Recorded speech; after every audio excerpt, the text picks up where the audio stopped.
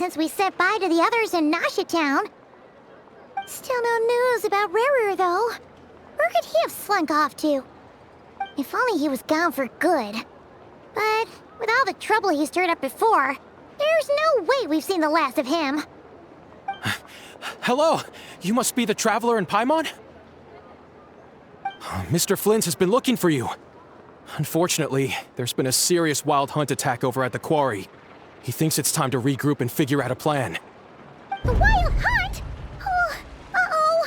We better get over there, right away! Come on, let's go!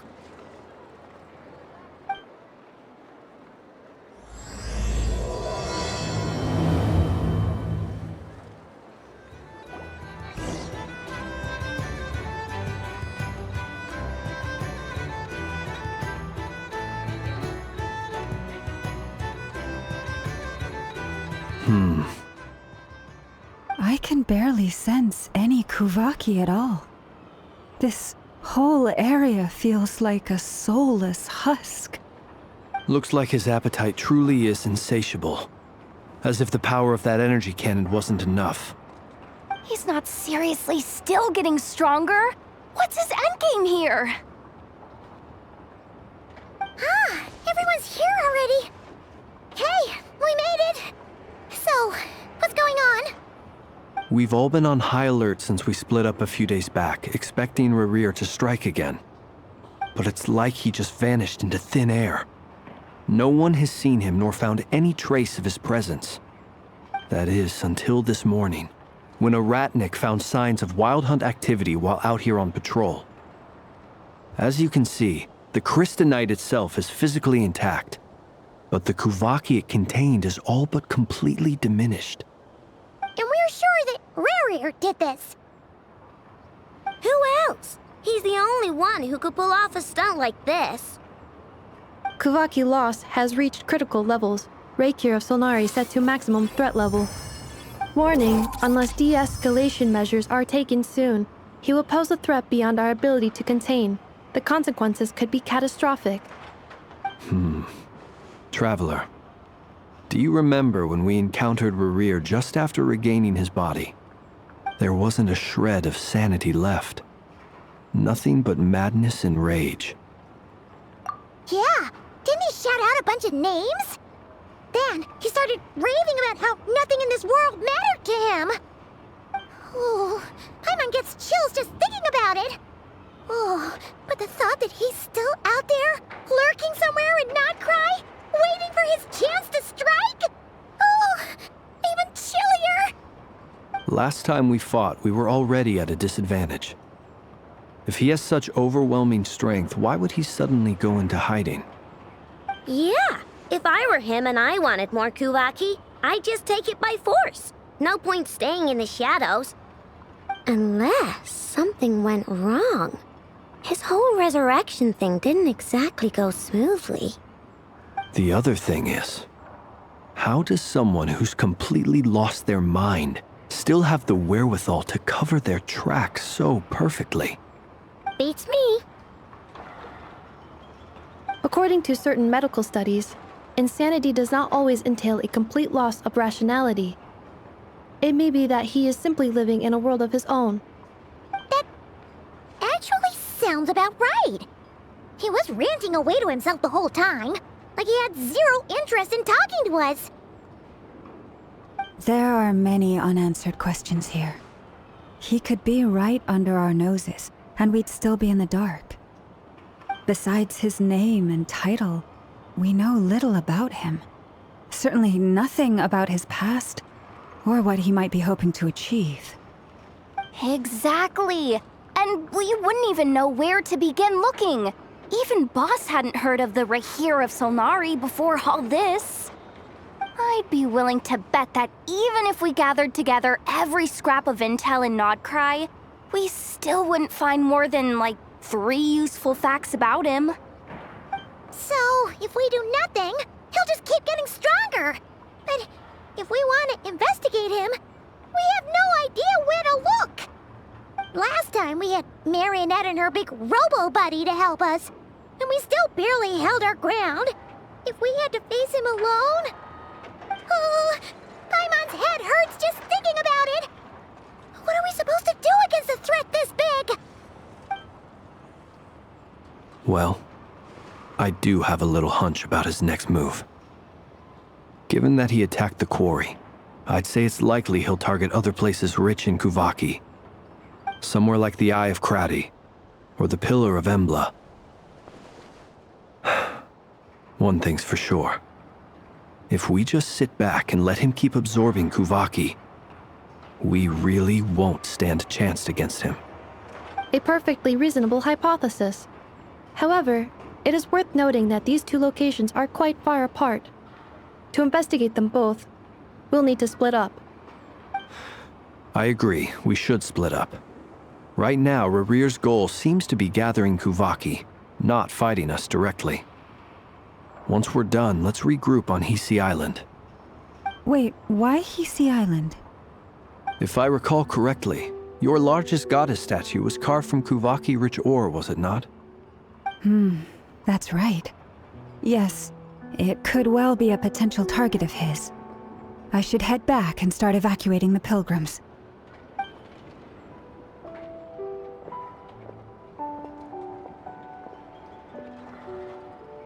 Splitting up's always gonna be risky.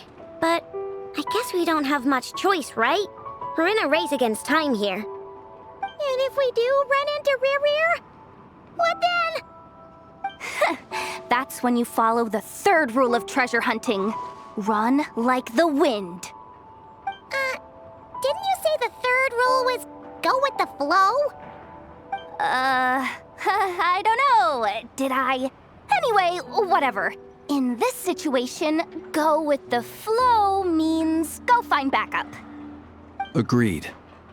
If anyone finds so much as a trace of Rarir, do not pursue him. Get out of the area and alert the rest of us as soon as possible. We need to put safety first. All right, we'd better get moving. Come on, Anefa, let's go!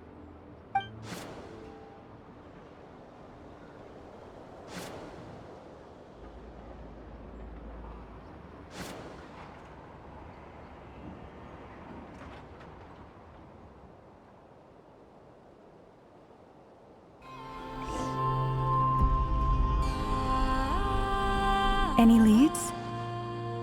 Nope. Diddly squat. No clues to where he might be hiding. It's like he's a ghost.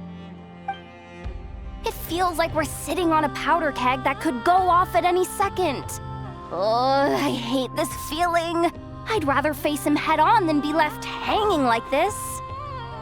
So, you guys didn't find anything either? Not loving the word either. How about you, Flints? I questioned a few Ratniki and eventually narrowed my investigation down to one suspicious individual. But by the time I got to his place, he was already gone. Almost as if he knew someone was on to him. Either that or he's just extremely cautious and doesn't stay in one place for long. He's been biding his time for a while now. The question is, where or what is his next target? No idea. Since regaining his body, he seems to have lost all interest in the fragment in my possession. If he did still want it, he's had plenty of chances to take it. All we can do now is hope that Aino and Anefa turn up some leads. Darn it, Rarir! If you've got the guts, come face me one-on-one! Wait, he's actually here? I didn't mean it! I swear! No, it's coming from Silver Moon Hall.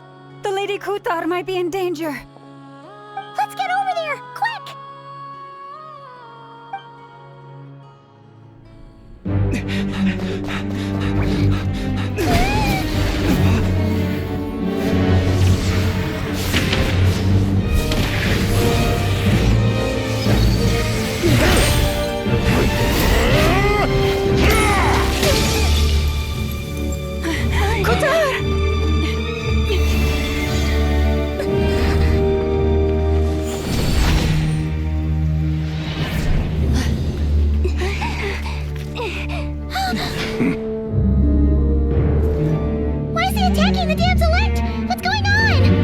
time for questions. Stop him!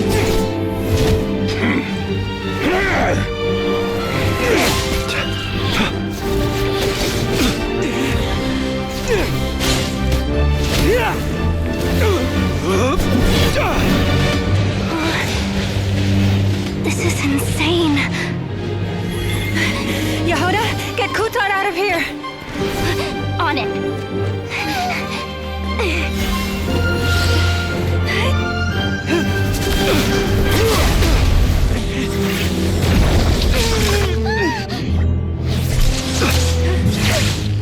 Look where your feeble light has gotten you. Now you shall plunge into darkness.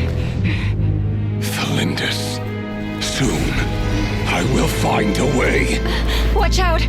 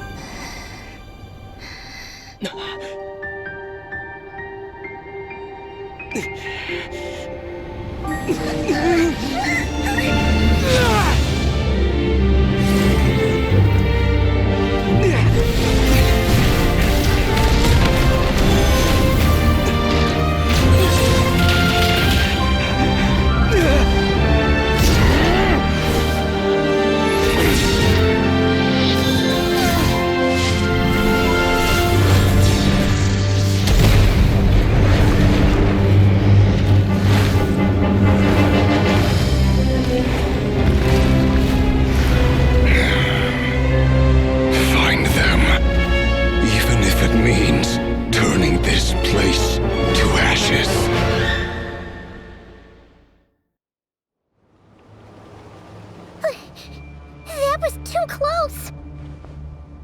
We barely made it out of there alive. What's that guy's deal? How'd he get so crazy strong?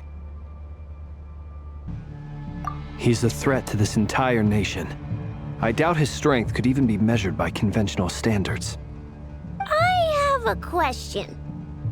When me and Anefa showed up, we saw him chasing after this lady like he wanted her dead. What was that all about?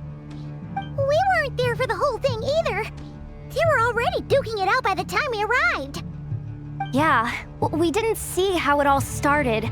It all escalated so quickly, we had no choice but to step in. Kutar, can you shed any light on the situation?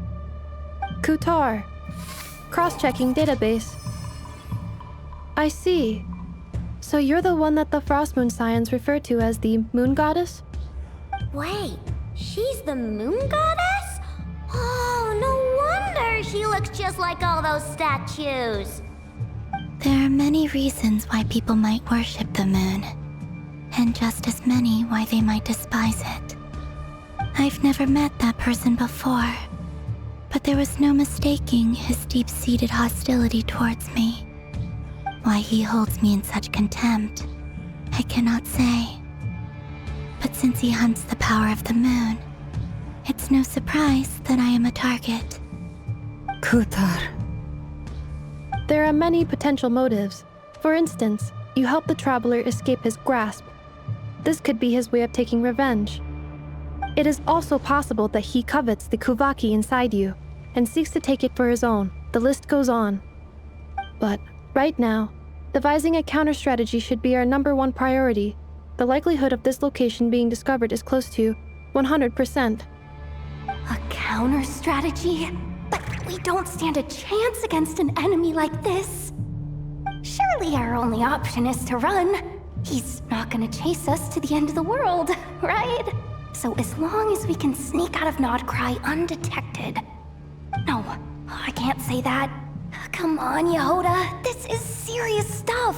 You can't suggest we all just chicken out. Running is our only option. Huh?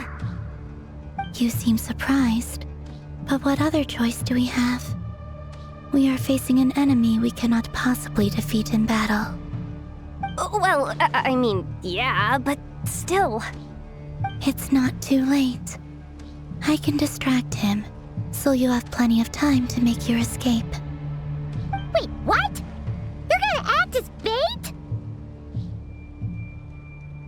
Doesn't that make sense? I'm the one he's after. There's no need for you to risk your necks on my behalf. A coyote doesn't stop for bypassers while it's howling at the moon. What is it, Loma? The Frost Moon Scions have already grown accustomed to life without their goddess. My presence here is no longer essential, and this is not my home, so you needn't ask me to stay. We can't just roll over and let him get away with this. That's not our style. Yeah, we can't just call it quits after everything we've been through together. Besides, she'd pretty much saved my life back there. If I just ditched her now, I'd never forgive myself. We can't overlook that you have saved our lives multiple times now. To talk of returning the favor would be a little crass for my liking. But suffice to say that we are friends, and friends look out for one another. Riri's true objective remains unclear. Even if we were to sacrifice Miss Kutar, there's no guarantee he would stop. But Kutar, I know why you left the Frost Moon Scions so long ago. It was because people started treating prayer as a form of trade. They would make self-centered wishes, force you to accept meaningless offerings in return, and then expect you to perform miracles for them, as if that were their entitlement. If it were me, I might have walked away too. But I believe that time can change everything, and that sometimes it takes losing something precious to appreciate its true worth. After much reflection, I've realized that this was never about whether the Frost Moon Scions need you. Any relationship based on need is purely transactional.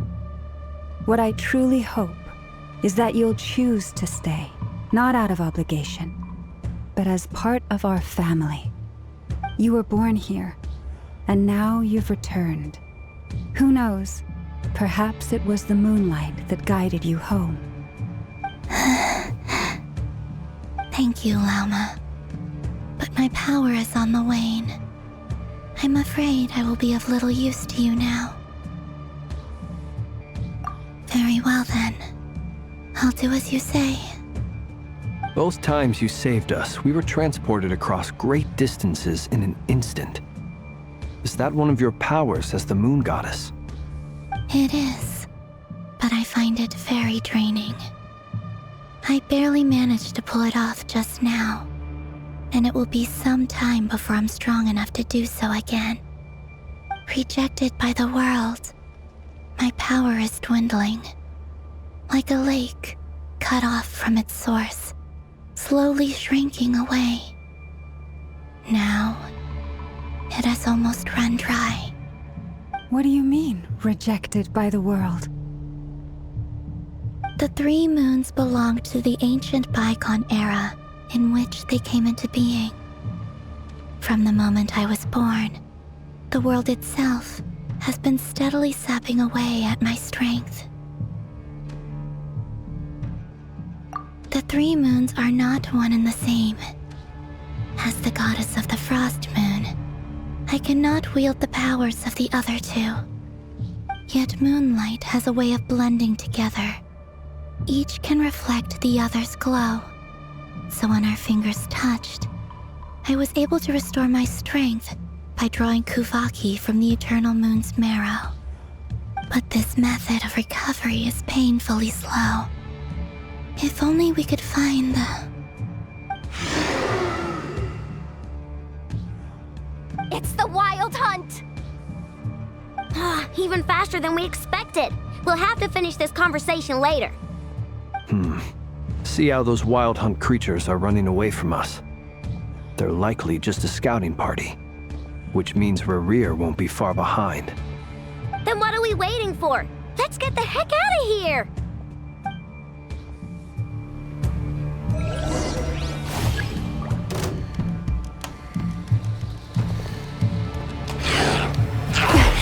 grave with one heart, we pray. Beware the creatures of the night. Oh, they just keep coming! This is driving me nuts! Rerear's closing in on us. We need to pick up the pace. There's too many of them! And this time, we can't fall back on Qatar's help to escape! This goes on much longer.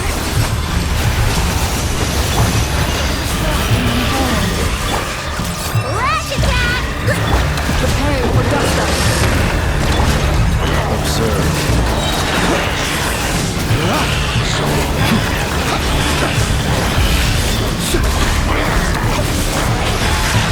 To dust. With one heart, we pray. Being done, weather bomb! Annihilation mode. Defensive mode engaged. Sweet vengeance. Be silent.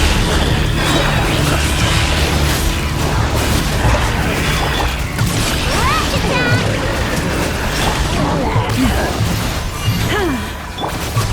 Preparing for dust-up. For the everlasting forest. The night comes. Observe.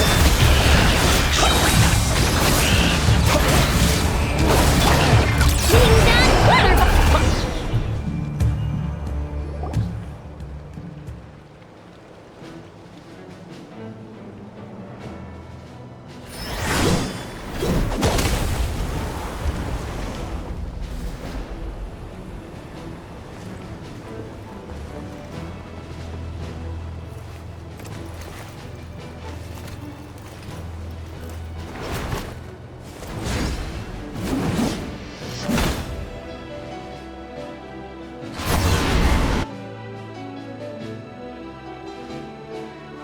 What's the matter? Bit off more than you could chew? Who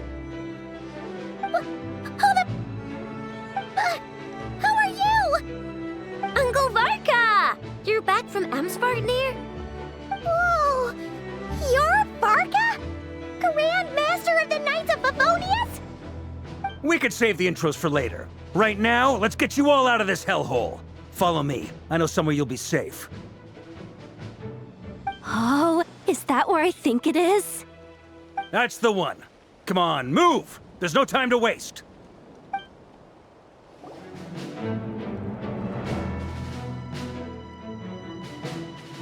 Wow! Where are we? This is so well hidden. Well, that goes without saying. This is the Knights of Favonius' meeting place in Nod Krai, and a contact hub for the Northern Intelligence Network. AKA, the black market of intel. No matter what faction you're with, it's the place to buy and sell information. Their headquarters are in Nod Krai, but they've got contacts in every nation. As an expeditionary force on foreign soil, working with them has offered us the most effective way of getting our hands on reliable local intel. This is where we meet, so naturally, it's secure. Anyway, where were we? Folks from Nod Krai should be pretty familiar with me by now. But I believe this is the first time we've met. Allow me to introduce myself. I am Varka, Knight of Boreas, and Grand Master of the Knights of Favonius. We've heard all about you. This meeting's been a long time coming. You look way younger than Paimon expected. But you definitely have that Grand Master vibe. Well, I'm no spring chicken. Just not showing my age yet. Definitely feeling some of that back pain today, though. Rushed back from Amsvartnir without a wink of sleep, only to get right into another fight with that freshly revived maniac. Another? You mean you fought him before? Yep. He wasn't nearly as strong back then, but he was still a formidable foe. I brought some of the knights along to give him a little surprise, but he saw us coming from a mile off. My squad took heavy injuries, and I barely made it out alive myself. We knew it might have been our last chance, so we staked everything on it. But still, it wasn't enough to stop him. I tried tracking him down afterwards, but he didn't leave a trace. even in his unhinged mental state, he's as cautious as any trained operative. So, I decided to come find you. And as luck would have it, turned up to find you being ambushed by the Wild Hunt. The rest, you already know. Is that why he's been frantically absorbing Kuvaki these past few days? Because he sees you as a threat? Maybe I'm part of the equation, but even if I weren't, I'm sure he'd still be gathering power. He's clearly working up towards something. Note to self, Uncle Varka's strength rating officially upgraded. Guess it's my turn to ask questions now. So, what exactly has been happening in Nod Krai? Why has the Wild Hunt returned in humanoid form? And why is it after you? That's a long story, but I'll try to make it quick.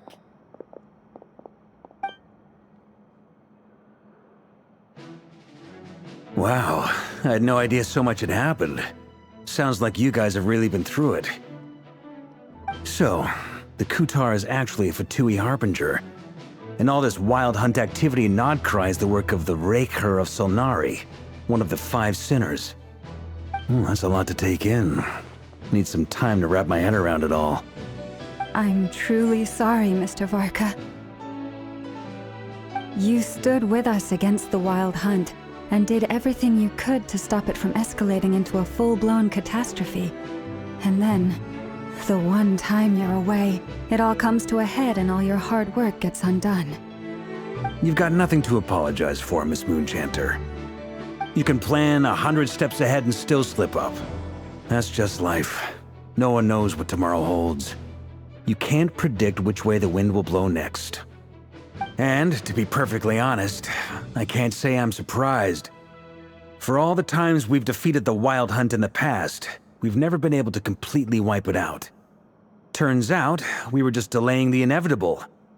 But now that a new variable has come into play, fate may well take a different course. A new variable? You mean us? Who else? And in a strange way, I think his resurgence might not be an entirely bad thing. The Wild Hunt is like an unrelenting force of nature, but Rerir is an individual with an agenda. He's gotta have a weak spot somewhere. That said, while I was explaining everything just now, some of the points that Mr. Flint's added caught my attention. You mean about our mystery ally? That's right. From what you've said, not only did they lead you straight to some key files, they also shielded Hisi Island from a lethal Kuvaki blast. I don't know who or what could pull something like that off. Heck, even Miss Columbina doesn't have a clue. I hadn't heard the story about those files. Would you mind repeating their titles for me? Wild Hunt Phenomena Log, a Nod Krai and Ratnik's Field Journal, and Kuvaki Survey Log. Oh. No, still doesn't ring a bell. Another dead end. Guess all we can do now is hope that our mystery ally keeps showing up when we most need them. Still, it's safest to assume they won't be intervening again. From here on out, we'll have to resolve this crisis by ourselves. Your intel also explains something else I've been wondering about. The reason I led my team to Amsfarnir was because we'd had reports about a possible source of the Wild Hunt showing up there. But once we looked into it, it turned out to be a red herring. I don't know who was behind it, but clearly, it served its purpose. I doubt it's by chance that he happened to make his comeback while my attention was diverted. And from everything you told me, it sounds like his scheming began well before his return. So maybe luring me away was all a part of his plan. But is it even possible that he orchestrated all of this by himself? The Moon Maiden and the Raker of Solnari. Nod Krai of all places. The way everything is unfolding, it can't be a coincidence. So, what do we do now? Got any ideas? Right now, we've got at least 3 things to consider. Let's go through them one by one. First, we need to figure out how to take down Rerir. If we can't beat him in a straight-up fight, the rest won't even matter. To my knowledge, the bulk of Nod Krai's fighting force is already gathered here. But even with everyone united, we're still no match for Rarier in his current state, let alone with his power still growing. What if there was a way to tap into a new power of our own? How so? Have you thought of something, Columbina? 3 moons once watched over this world. The Eternal Moon was the largest. The Frost Moon was the brightest. And the Iridescent Moon was the most mysterious. They say that back then, the 3 moon goddesses wielded immense power, enough to shape the workings of the world itself. I now bear the Frost Moon's power, and the Eternal Moon's marrow resides within the Traveler. Hold on. Are you suggesting? The iridescent moon, the last piece in the puzzle. That's right. If we can find the Iridescent Moon's marrow, I will be able to regain my strength much more quickly. The 3 moons are said to stir the tides and illuminate all things. Perhaps they hold further secrets beyond our understanding. According to my analysis, the solution is feasible. However, it is subject to one major condition. How do we locate the Iridescent Moon's marrow? I know a way, but we will need to visit the Fatui's Experimental Design Bureau. The Experimental Design Bureau?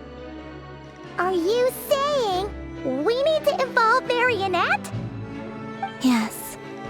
I must speak with Sandrone. It's a long way from here to the Experimental Design Bureau. There's a high chance you'll be spotted. You shouldn't go alone. Then that's settled. Next up, our second priority. Somehow, we need to figure out Rarier's end goal. As you saw for yourselves, when he was still in his wild hunt form, everything he did was for the sake of recovering his body and resurrecting himself. His first act since then, after laying low for a while, was to try and assassinate this young lady. People's obsessions often reveal their greatest vulnerabilities. There must be a reason why he despises the moon so deeply. Perhaps it sheds some light on his title, the Raker of Solnari. The Wild Hunt has plagued Nod Krai for centuries now. If we want to stop it for good, we have to get to the root cause of what's driving it. It's true. We still know very little about him. If Kuthar hadn't given us that lead, we wouldn't even know his name. But where would we even start? I doubt even the Intel Queen of Nod Krai has a clue, and she has info coming out of her ears. Oh? That's a rather hasty conclusion for someone who's so painstakingly meticulous when it comes to dealing with machines. Ah, she heard me.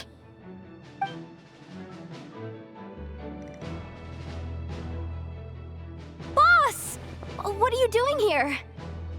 I'm now asking myself the same question. I received a letter from a humble knight of Favonius, requesting a meeting to discuss a major business deal.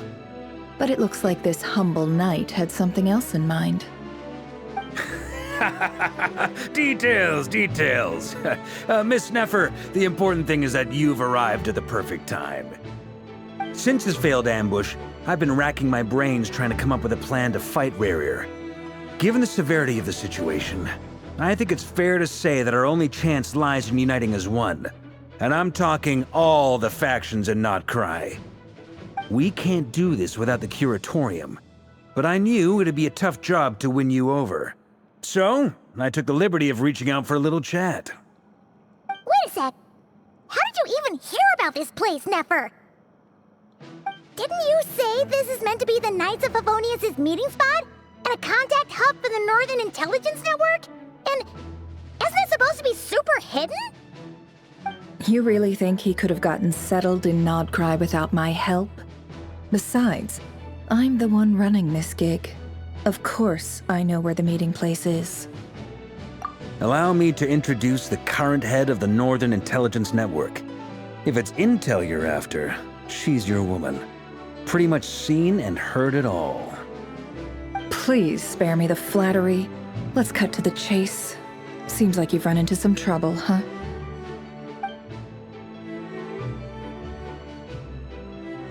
Well, this certainly qualifies as an unforeseen crisis. On behalf of the Curatorium of Secrets, I wish you all the best of luck. So you're just going to sit this one out? Why should I get involved?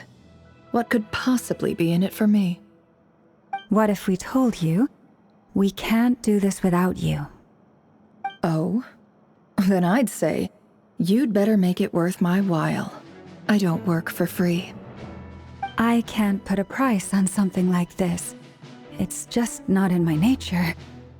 But then again, you and I have always been polar opposites in this regard. So I can't exactly say I didn't see this coming. If you insist on compensation, I will pay you. Consider this a formal commission. Sound fair? You just don't give up, do you? Too bad. I know you well enough to know you can't afford my prices. The riskier the job, the more it'll cost. And a moon chanter's stipend isn't exactly generous. Unless you're planning to start passing the donation box around among the faithful. Boss, just a thought. If they come up short, maybe you can take the difference out of my next few paychecks. Things got really dangerous during the fight with Rerir. If this girl hadn't saved me, I'd be ley line fodder by now. I'd be gone for good, boss. If there's any way we can make this work, I'd really like to help her. Please? I'm begging you. This is why I'm always telling you never accept favors. They are the hardest debts to repay. You have to be careful who you get involved with, or you invite all kinds of misfortune. Very well, Yehoda, I will help. But just this once. Don't count on this happening again. Flynn's, that fragment that Rerir was after, do you still have it on you? Of course. Let me borrow it. I need it to follow up on some leads. Wait, you actually have some leads? Shh. This is top secret information. I get it. We all have things we'd rather keep to ourselves. Plus, I know we can count on you, so we'll leave the intel gathering in your hands. And that brings me to the third and final item. We need to find a way to distract him. We need time to make our move, so someone will have to stall him. I'm in for this part, no matter what. Anyone coming with? Count me in too. Come off it, you two. Quit playing heroes. I'm way ahead of you here. Nefa did a scan of the Moon Goddess's Kuvaki signature, and we're gonna use it to make some decoys over at the Kramkake craft shop. Anyone who's in, follow me. Once they're ready, we'll deploy the decoys across Nod Krai. So as long as the rest of you keep moving, he won't catch on to your scent and won't be able to track you down. I like it. Genius idea. No biggie. All right then, we'll split into 3 teams. Once your team has finished their mission, return here and wait for the others. Dismissed!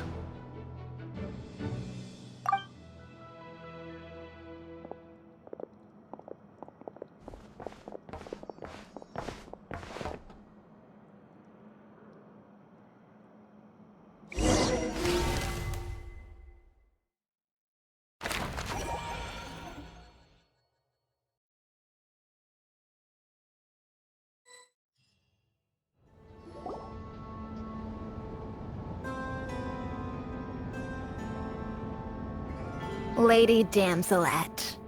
Wait, and you two? What are you doing at the Kuvaki Experimental Design Bureau? We've been doing our best to mind our own business lately. But if you're just gonna waltz up here like this, you're seriously pressing your luck. Don't blame us for doing what we have to.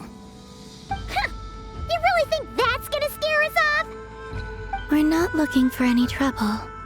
I just want to see Zandrone. Do I need to remind you that you're still a wanted fugitive for deserting us? out of consideration for our former ties and the crisis we're all up against. We'll let you leave in one piece.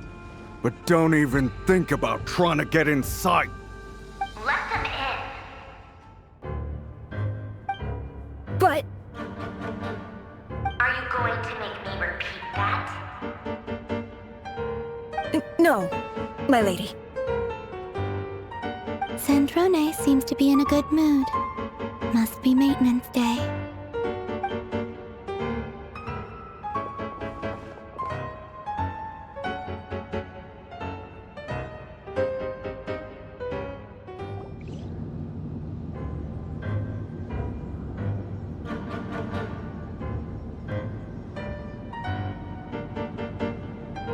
So tell me, to what do I owe the honor this time? Actually, before you answer that, just so we're clear, we're not colleagues anymore, Columbina.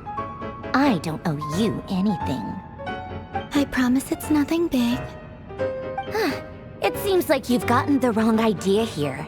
The only reason I let you in was because I was bored. It seemed like a way to kill some time and satisfy my own curiosity. Whatever miscalculations I may or may not have made in the past, I haven't lost the plot enough to even consider sticking my neck out for your sakes. I'd like to speak with Arlecchino. What? Huh? You mean the knave? I'd like to speak with Arlecchino. Is she in Nod Krai? No, she's not. Once the work on this facility was completed, she went back with the rooster and Regrator. The only ones in Nod Krai are me and... What is it you need to speak to her about anyway? Rerir is hunting me. If I'm going to face him, I must first retrieve the lost moon.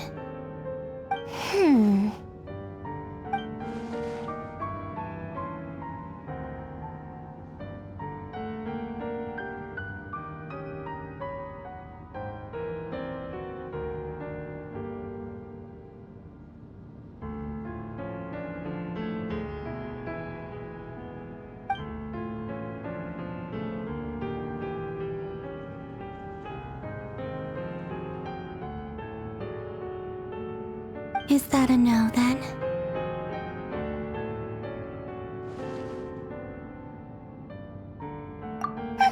As if I need reminding. I was this close to settling things with him before someone decided to whisk me away to their weird little garden.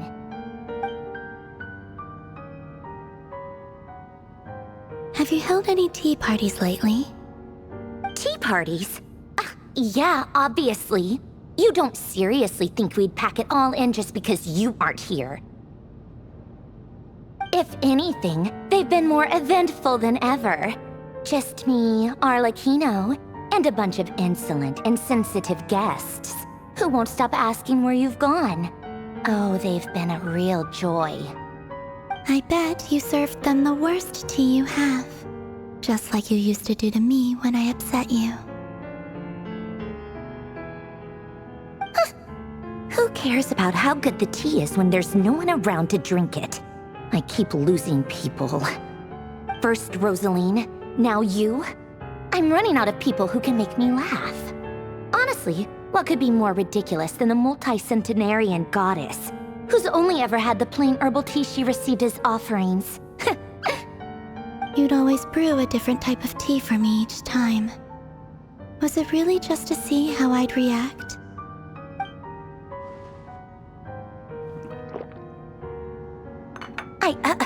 Well, duh. Why else? Watching you squirm was practically my only form of entertainment.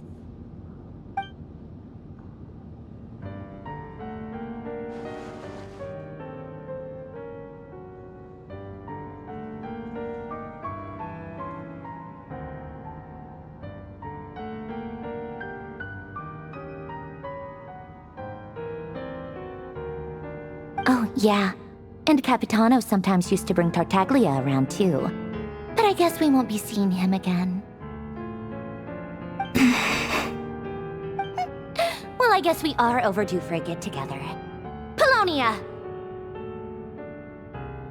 Have Febronia pass a message to Arlecchino for me. It's time for tea. Will suffice. Pass along a message for me, too, if you would. My body cannot contain the marrow of 2 moons, so I'll be leaving one of them in her care. Excuse me? Who said you were on the guest list? If my tea meant that much to you, maybe quitting the Fatui wasn't your brightest move.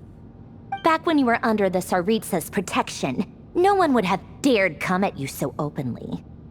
But that protection didn't come for free. In fact, I paid dearly for it. At the end of the day, it was just another transaction. I just got tired, that's all. I never wanted any part in their grand ambitions, and I've had enough of being treated like a bottomless supply of power. It brings back memories from the old days, when I was still worshipped as the moon goddess.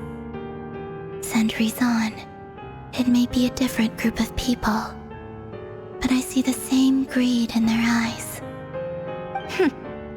I figured you'd leave eventually. You didn't have as much of a reason to stay as I do. The Tsaritsa gave you shelter and protection, but that was it. Nothing more, nothing less. Meanwhile, the Fatui demanded everything from you in return, until it was more than you could bear. I get why you left. And frankly, I have no interest in dragging you back just because the higher-ups told me to. But if you keep hanging around with this riffraff, the next time we cross paths, we might be enemies for real.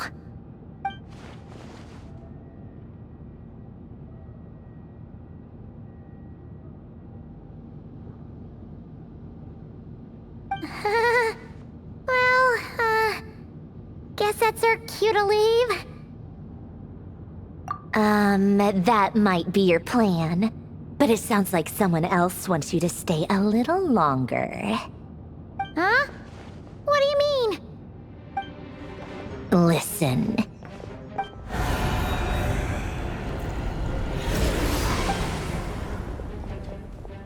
My lady, it's the Wild Hunt. A horde of monsters is headed straight for the facility. Ugh, another uninvited guest trying to crash my tea party. Clear the area! I'll handle this. Wait, what? You want us to leave you here by yourself? Huh, you'll be lucky to make it out of this alive. You really think you can afford to worry about me? Go on, get out of here. You may have stopped Paimon from crushing him last time, but I've made sure that won't happen again. The entire Experimental Design Bureau is rigged for war. Stay and watch if you want, but it'll be at your own risk. You're not flagged as friendlies in the weapons system. Don't tell me what to do! Look, if you're leaving, make it quick. Or you'll just get in my way. There's a secret passage on the 2nd floor. It'll take you right to the plains out back. Stare all you want, Columbina. You're not getting another invitation to my tea party. I know. But thank you anyway, Sandrone. This is exactly why you shouldn't hang around with those people. All their melodrama and sentimental nonsense is rubbing off on you.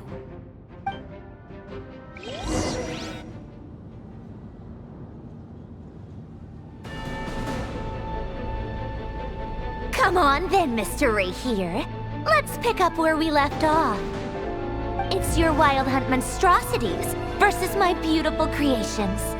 Let's see who comes out on top.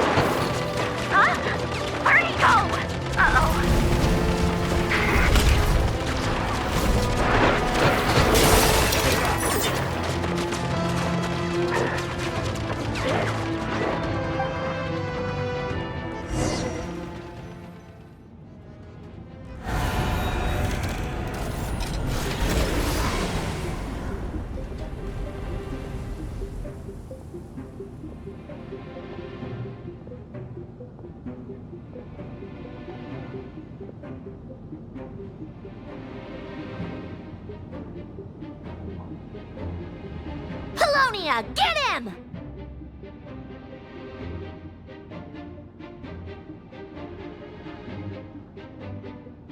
I've upgraded Livonia again since our last encounter, and uploaded every last scrap of your data. So let's finish this, once and for all.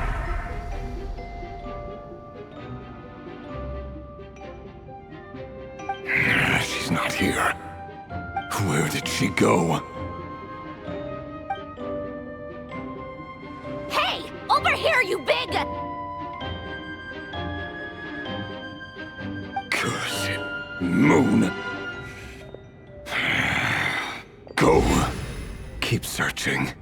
She cannot have gotten far.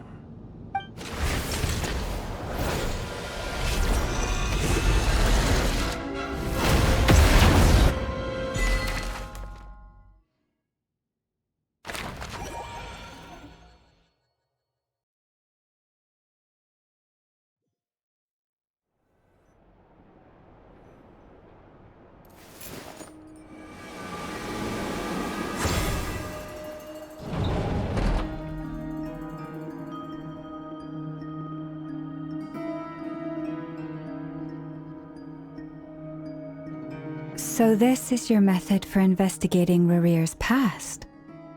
It almost looks like some kind of ceremony. Good deduction. But it's quite a different affair from what you're used to with the Frostmoon Scions. Whoa! First time I've ever been in here. Boss always said it was off limits, so I pictured some kind of creepy dungeon.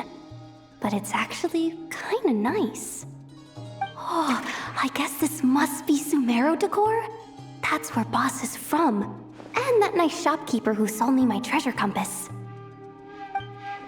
I'm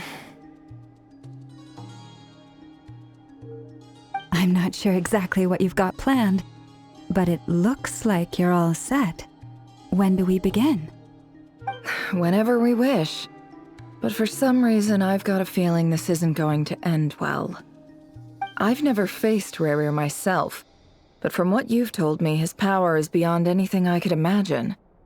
I, on the other hand, am just an ordinary businesswoman. Our paths should never have crossed, yet here I am, forced to make an enemy of him. If you ask me, you're about as far from ordinary as it gets. So what are you saying? You're getting cold feet? Once I take a job, there's no backing out. Still, I have to ask myself if the power I'm relying on will even work on an opponent of this caliber. And also how to make sure I come out of this alive if things spiral out of control. Death is the one thing we can take for granted. It is the great equalizer, however fortunate or unfortunate we may otherwise be. So it's important to consider how to spend what lifespan we have left. Come on, boss. Lighten up. Quit talking about death. It's bad luck. For once, I agree with you. When you're up against a foe like Rarir, there's no such thing as being too prepared. Is there anything I can do to help? That won't be necessary. I've already made up my mind. Time to cash in a precious favor I've been saving for a rainy day. Yehoda, I need you to find someone for me. The sooner the better. Find who? That shady merchant who sold you an overpriced treasure compass the other day. Come on, boss. You're pulling my leg again. In what way is she shady? She showed up when I was completely lost and sold me a neat little gadget that was exactly what I needed. Trust me, she's a good person. Anyway, I know who you're talking about. Don't go anywhere. I'll be right back.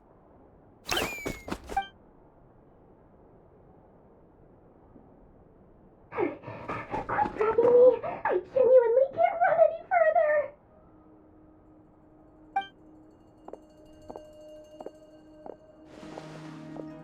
Hey, aren't you?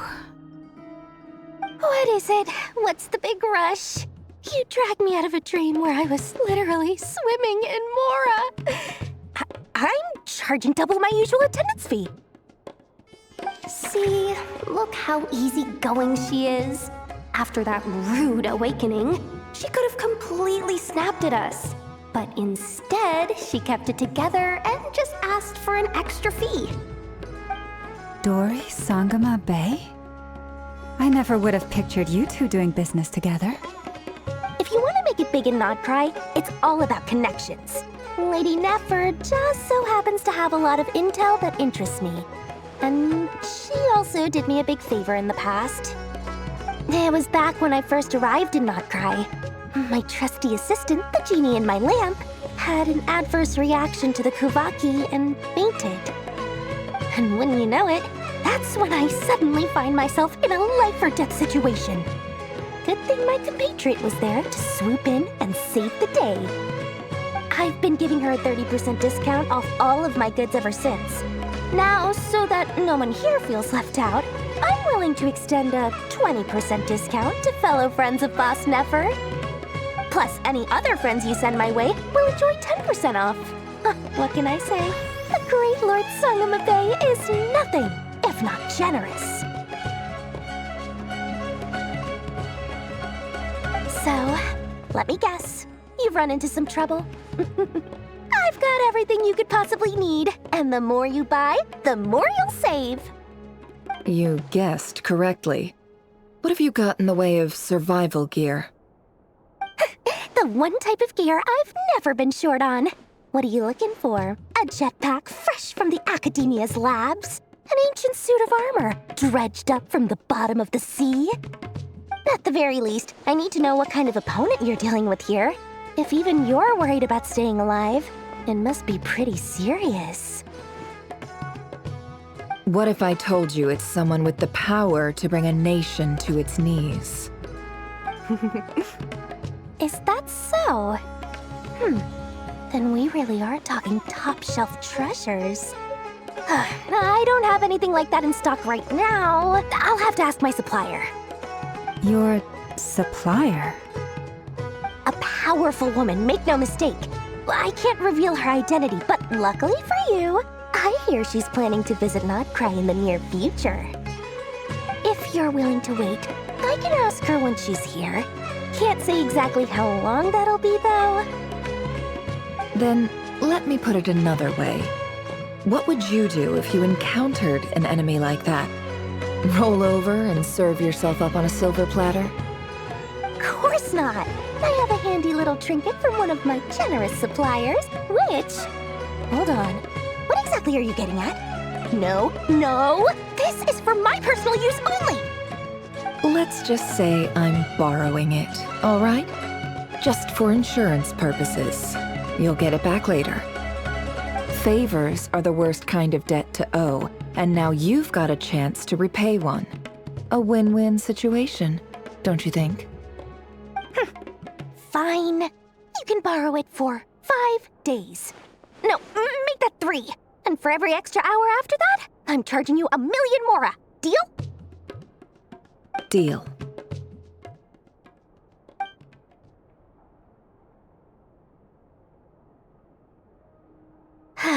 What a way to start the day. Now, was there anything else you wanted? Or can I go back to bed now?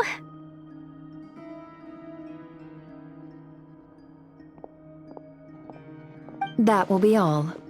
Take care now. Don't trip up on your way back, friend. See you later! You're my favorite shopkeeper.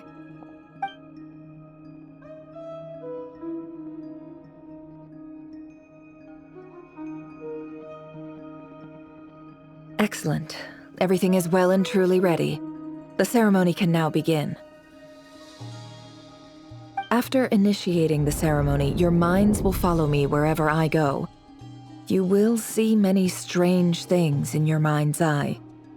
So remember, don't be frightened, and don't make a sound.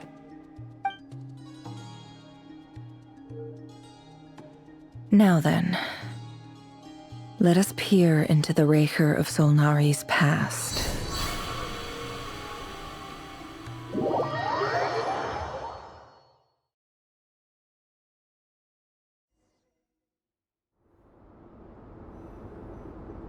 I made it. I don't recognize this style of architecture. Must be Conrian. Simple furnishings, table and chairs. It's a more ordinary house than I might have expected. Looks like the fearsome Raker of Solnari came from surprisingly humble beginnings. Unless this passed for luxury in Conria. Unlikely. It was said to be a very prosperous nation in its heyday. Anyway, I'll keep exploring.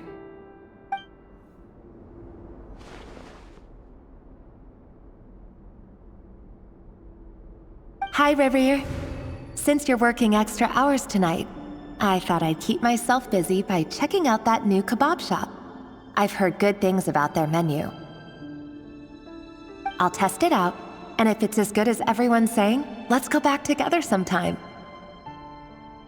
P.S. New stash from the Universitas Magistrorum. I brought some goodies home. A few teacups and a pin rack. Hope you like them. They didn't sign their name, but they must have been close. Sounds like they were living together.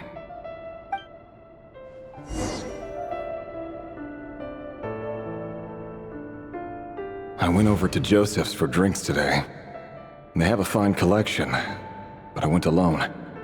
Felindis was tied up with something and couldn't make it. Joseph asked why I came alone, but I didn't really have an answer. He then went on to ask about other things. If you ask me, someone who asks that many personal questions is too nosy for their own good. But if he invites me again, chances are I'd still go. Felindis. That's the same name Ririr mentioned. Crane imports keep falling. If things don't pick up, we'll soon be back to meat and mushrooms only. Honestly, I'm not a huge fan of that new type of mushroom everyone's been into lately. Didn't it start out as a lab-grown variety? I heard it's even mildly corrosive. Seriously, why would you even eat something like that? I don't care if it's an impressive feat of alchemy. That just isn't the kind of thing I like to eat.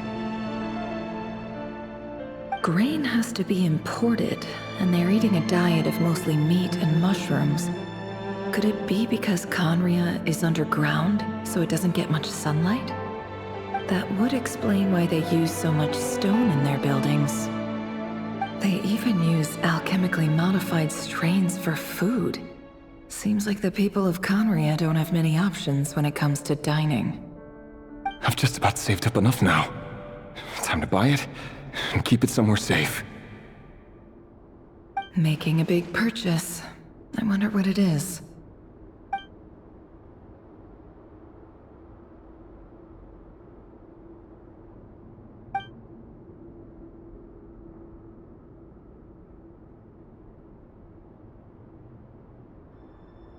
He really is a professional.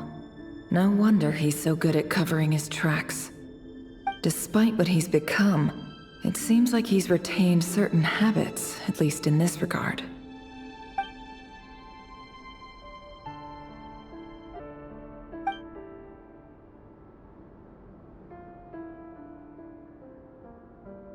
Did Rary rip it out himself?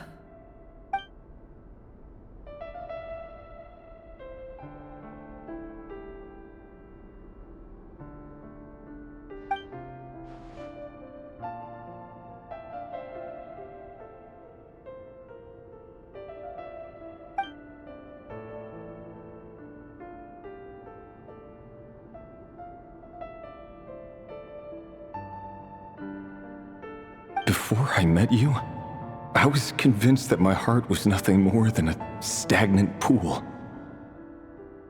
The burial place of a fallen moon. A withered, windless grove where the waters rested forever unrippled. It was you who helped me see that my heart hadn't entirely withered away. That it could still beat to the rhythm of love. This is just trivial sentimentality from the looks of it. Why would he go to the trouble of hiding that? The burial place of a fallen moon.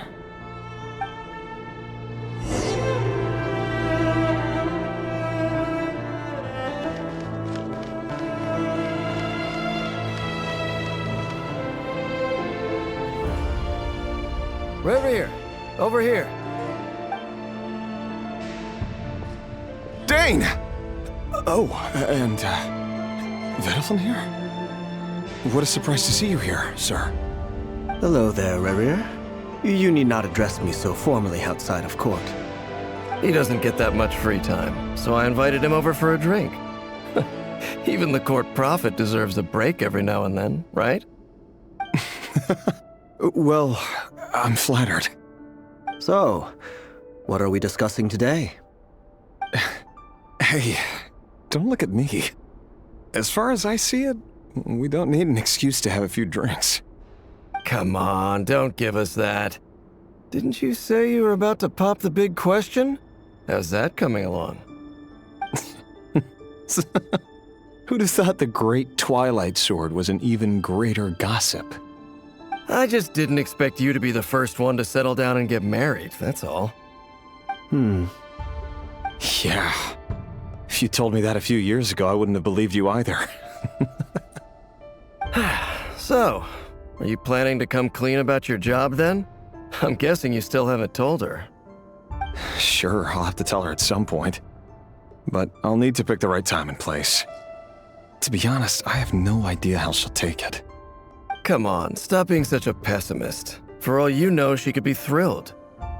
I bet she'll be much more impressed by your actual job than the one she thinks you're doing now. A member of the King's Guard. Quite the cover story. Does the king himself even know? Of course he does. Anyway, enough about me. How have you been? Me? Same old, nothing much to... Huh? What's up, Ved? It's nothing. Vediflin, Dainsleif's elder brother. Renowned throughout the court of Conria as the Visionary, and said to possess a wisdom far beyond the reach of any ordinary man. And yet, despite the gulf between us, he seems to have something to say about me. Does he even know me? Does he see me as a friend of his brother, or just another of the Vinster King's blades? Why did he react so strongly? Was it really to do with what we were talking about? Brown, curly hair and brooding blue eyes. So this is what Rerir looked like back in the day. Perfectly normal. No different from anyone else. As frightening as this monster is in the present, there's something even more unsettling about seeing the human he used to be.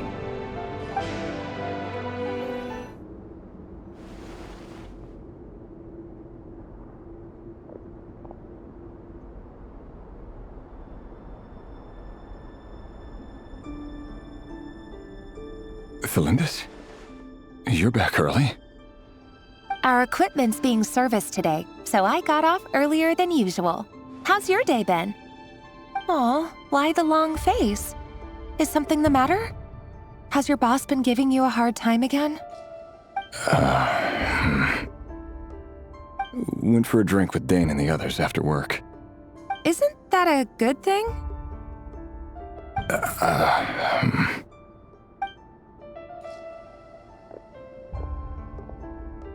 Vediflin showed up today, too. You know, Dainsleif's older brother. Ah, Mr. Vediflin. Yes, I've heard of him. They say that everything he says ends up coming true. He overheard Dainsleif mention that I'd recently proposed, and seemed to have an issue with it. But when I asked what it was, he kept it to himself. So, you're worried? You could be such a child sometimes, Reverie. We're nobodies. Why would the Visionary be concerned about us? I'm sure someone in his position has much bigger fish to fry. Maybe you're right. You worry too much, Reverie. We've been together for ages now, and everything's been going so well, has it not? You've even proposed to me. So, you do remember. Tell me then. What's your answer? Like I said, I need some time to decide. You can't just rush into things like this. We may be nobodies in the grand scheme of things, but if we want things to work out, we've still got to plan ahead. All right. Take your time. Just don't keep me waiting forever. Nobodies. Sounds about right. In the eyes of people like Vedalfnir and Dainsleif, what do we matter? Can someone whose gaze is so fixed on a far-flung future even see the present clearly? Besides, the dynasty's fate rests with the king and his inner circle. Whatever I do, it won't make much difference. Meanwhile, every idea they come up with and every decision they make, it affects everything. These days, the king is lost in his research, and the purge of the Crimson Moon bloodline grows ever more intense. The opposition tried to speak out, but nothing came of it. And I'm under no illusions as to why. Because we eliminated them and got rid of their bodies. A man can have 1,000 reasons to carry a sword, but there are few good excuses to use it. Yet the king has never even considered a gentler approach, and he never will. What becomes of someone who kills on another's behalf? Can he ever find true peace?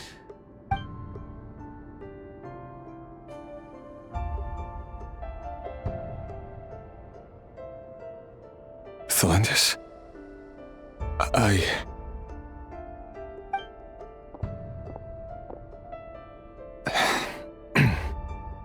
It's nothing. You were right. Fate has never smiled upon nobodies like us. But by the same token, it's unlikely to bear a grudge against us either. There's no reason we can't keep living happily together, cherishing the simple joys of each day as they come. See? You just need to stay positive, Revere. I can feel your warmth, your breath. You're right there, right by my side. Just seeing you makes me happy in a way I can't explain, and that's something that no one could ever take away from me. So smile, my love. Let go of that frown. You're right, Thelendis. I've just been overthinking things. That's better. Getting caught up about things like this will only ruin our evening. Speaking of which, all set for the ball tonight? I need to go get ready. You go ahead. I just have a few things to take care of, then I'll come join you. Even busier than the big shots, huh? Fine, I'll go get started. But don't be late. If you keep me waiting too long, I won't be a happy bunny. Relax. I'll be there. Seriously, though, you drive a hard bargain. You're really gonna leave my proposal hanging and still expect me to take you to the ball? Well, that goes without saying. I already told everyone I'd be coming with a dance partner. Besides, they're two completely different things. Let's take it one thing at a time, all right? All right. White outfit it is. It seems like Rerir was deliberately hiding his ties to the intelligence services by giving the impression that he was just an ordinary member of the Venster King's Guard. He clearly doesn't want his would-be fiancée to know about his other life. Then again, that's hardly surprising. People in the intelligence trade rarely do. Who'd have thought we were in the same line of work? Let's dig a little deeper. Our last operation was a resounding success, and all thanks to you, Rehir of Solnari. In total, we apprehended 32 dregs of the Crimson Moon, and 67 accomplices. After all these years since the dynasty's fall, so many of them still linger on. Indeed, it cannot be denied. Yet it was destiny that the Crimson Moon should be overcome by the eclipse, and that His Majesty, the all-seeing Venster King, now guides our nation on the path to prosperity. Khaenri'ah has no further need for a dead moon. But alas, there will always be those who refuse to see the truth, choosing instead to romanticize the past. That's not entirely true. Much about the Crimson Moon era was worthy of remembrance. And that's exactly why they keep trying to see it restored. Many of its secrets remain unsolved to this day.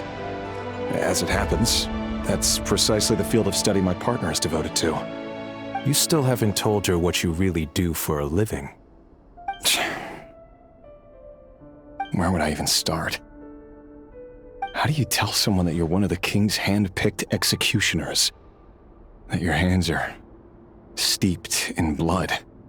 You didn't choose this life, any more than I did. Orphans like us don't get a say. But I'll sure as heck be the one to pay for it. Speaking of which, we need to be more rigorous in the way we identify direct descendants of the Crimson Moon. Someone, it seems, has strong opinions about my future plans. Most likely my marriage in particular. I have a feeling that we may soon become targets of the Crimson Moon's retribution. Your concerns are not unfounded. They've taken out many of our colleagues these past few years, and for that very reason. These are no helpless lambs we're leading to the slaughter. They're wolves in sheep's clothing. Take care, Rahier of Solnari.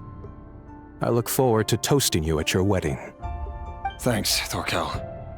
You look after yourself, too.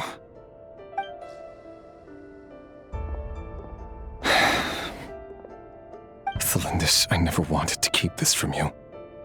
You're the last person I would ever want to lie to. But that's exactly why I can't tell you everything. There are things you shouldn't know. Things you cannot know. The Moonlit Dynasties are a thing of the past. Yet even now, with the sun shining high in the sky, there are those who would call forth a dead moon's ghost. Could that be why Vedalfnir held back? Or was it because of some court secret he's not at liberty to share? I have to get a clear answer from him. No matter what happens, I will protect Thelindis. Rarir seems to be very concerned by Vedalfnir's reaction. Vedalfnir and Dainsleif, the Visionary and Twilight Sword. So that's what they were really like. I've investigated this whole area now. There doesn't seem to be any other memories here. Should I try somewhere else? Wait a second. What's this black smoke?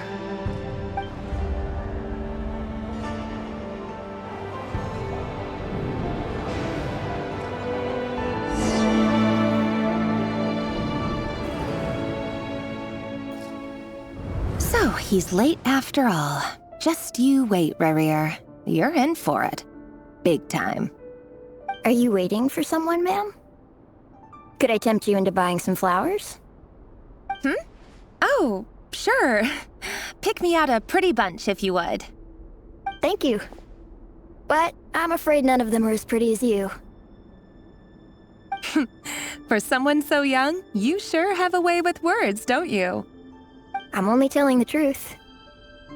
Look me in the eyes. You'll see I'm not lying. May we have a word in private? Who are you? And what do you want? It doesn't matter who I am. Too many of our kind have fallen lately, so I decided to take the risk of reaching out. Not long ago, the Rahier of Solnari led an assault on one of our strongholds. We suffered many casualties, and many who came to our aid lost their lives as well. Sorry, I don't know why you're telling me this, and I don't want to get involved. Wait, hear me out. This time we finally got a clear look at his face and learned his true identity. His name is Rarir, and he claims to be one of the King's guards. What did you say? A cruel irony, isn't it? The man you're set to marry leads a double life as a brutal executioner. But surely, you must have caught a whiff of the blood on his hands. Why are you telling me all of this now? Simple. It's because... How strange. Rarir was nowhere to be seen in that memory. It clearly belonged to the Lindis. Rerir couldn't possibly know what happened if he wasn't even there. Why would her memories appear in his fragment? The ceremony won't last much longer. I think it's time to call it a day.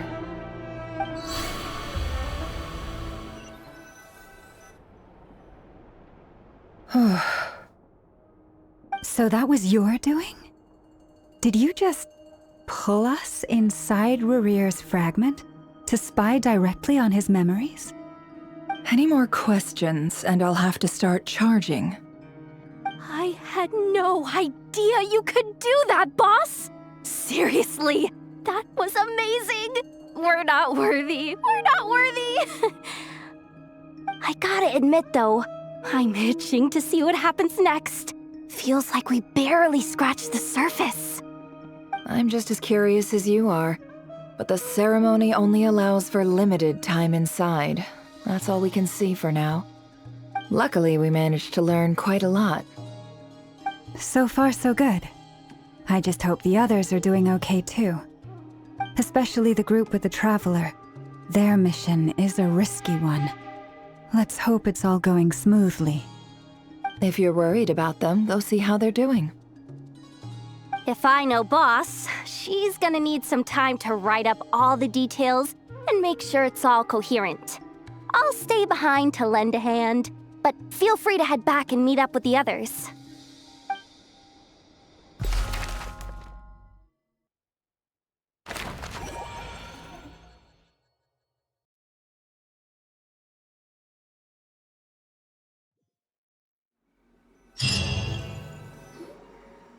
Oh, they've been prowling around for nearly 2 days now.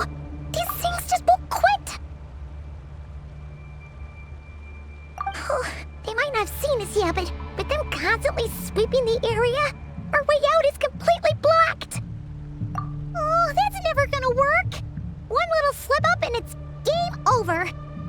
If they spot us, they'll run straight back to Rerir. And once he knows we're here, it won't be long before he's breathing down our necks again. Oh, guess you're right.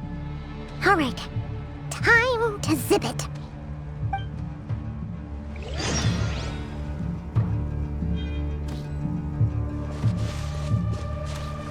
Quick, hide! We almost got spotted! Phew, that was a close call.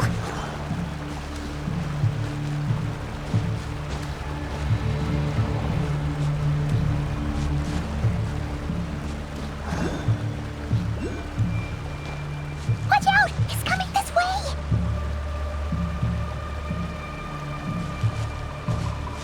Keep going. We're nearly there. This is the final hurdle.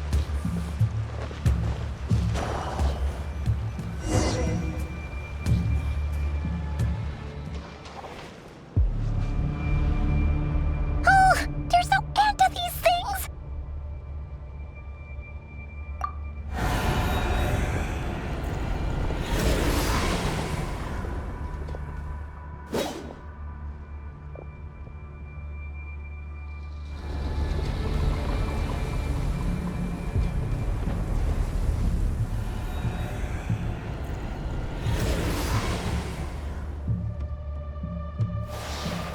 Fire. Fire? Wait, what's that smell? Oh no, there's a fire!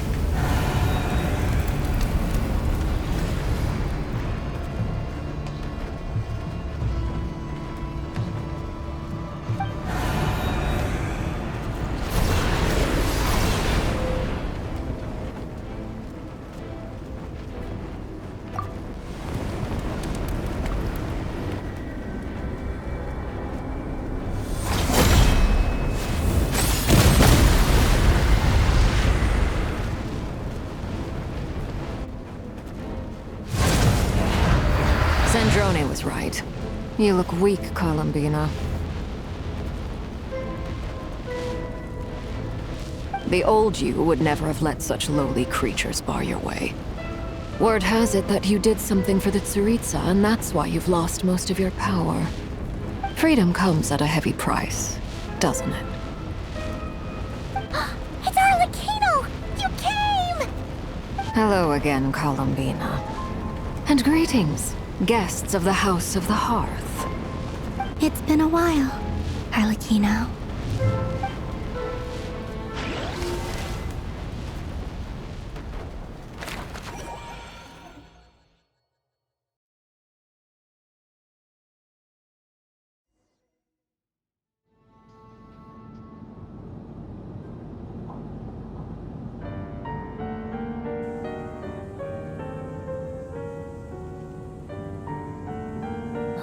Stupid right here of stupid Solnari.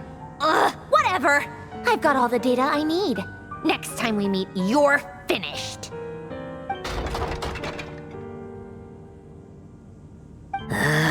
He sure doesn't pull his punches. Excuse me, do you need a hand? You can do me a favor by staying out of my way. Can't you see I'm busy? Wait a minute. I recognize that voice. Hello, Miss Sandrone. Father sent us over to help.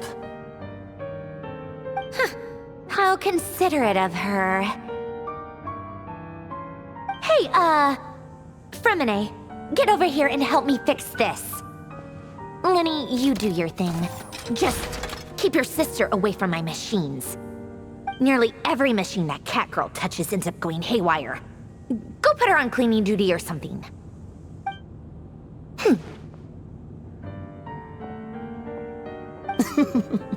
Then let's start downstairs. Fremine, we'll leave this place to you. You've got it. Wait a second.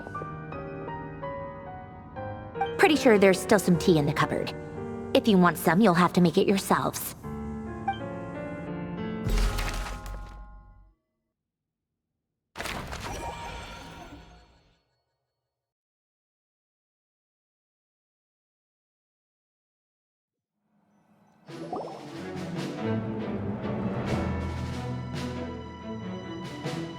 It's a relief to see you all made it back in one piece.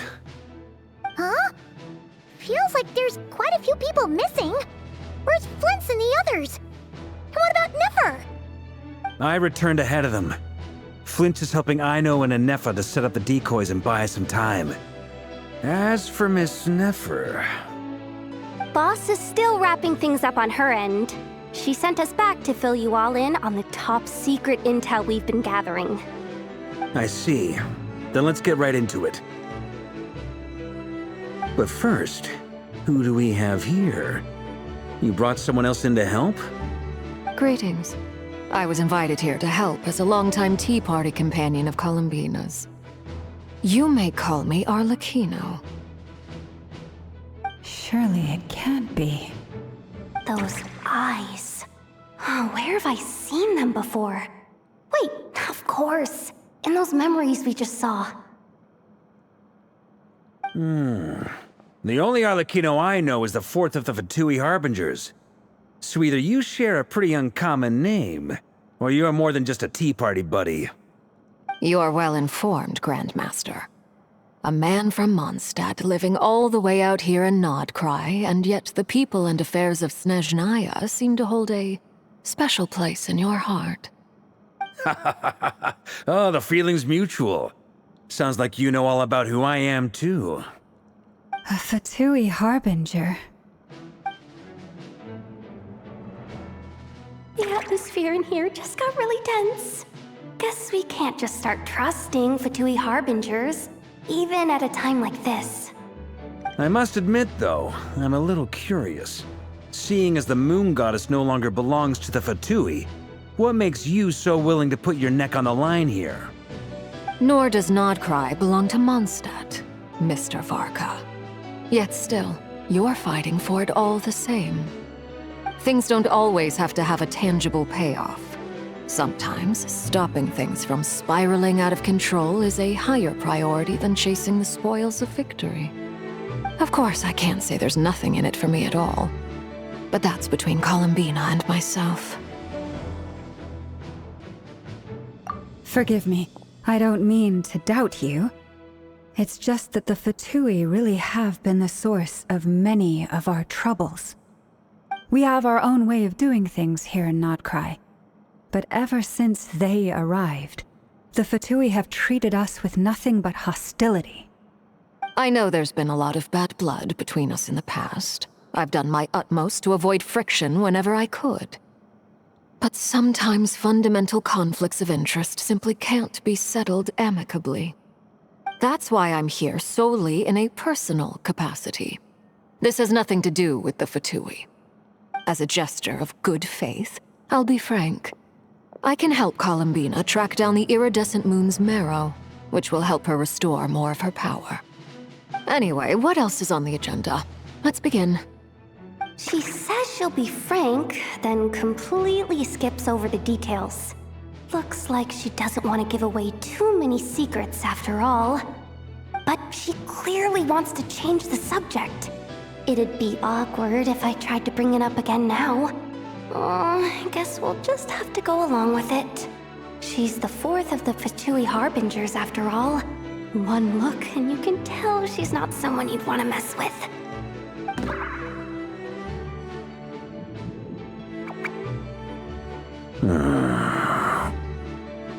Well, since Miss Arlecchino sounds confident in her ability to handle that, we'll proceed to the next topic.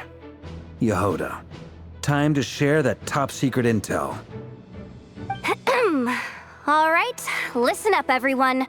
First, we now know that Rerir was originally a Conrian secret agent whose primary mission was to hunt down and assassinate the so-called Dregs of the Crimson Moon. The Dregs of the Crimson Moon? Mm-hmm. In the memories, there was a lot of talk about the Crimson Moon and Eclipse, and a whole bunch of other stuff from the time of Conria.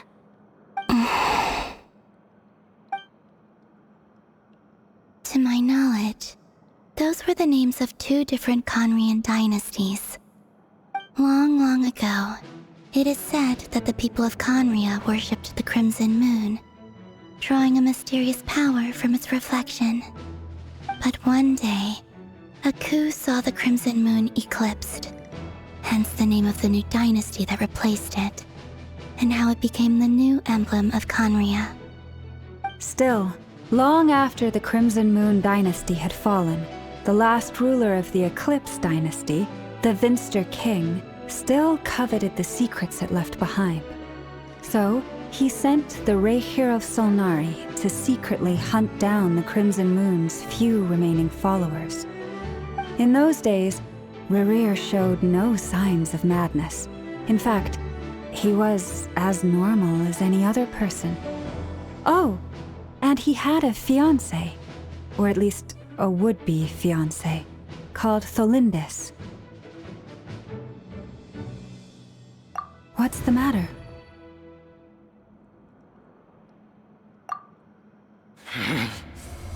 Verfene, Rheindaughter,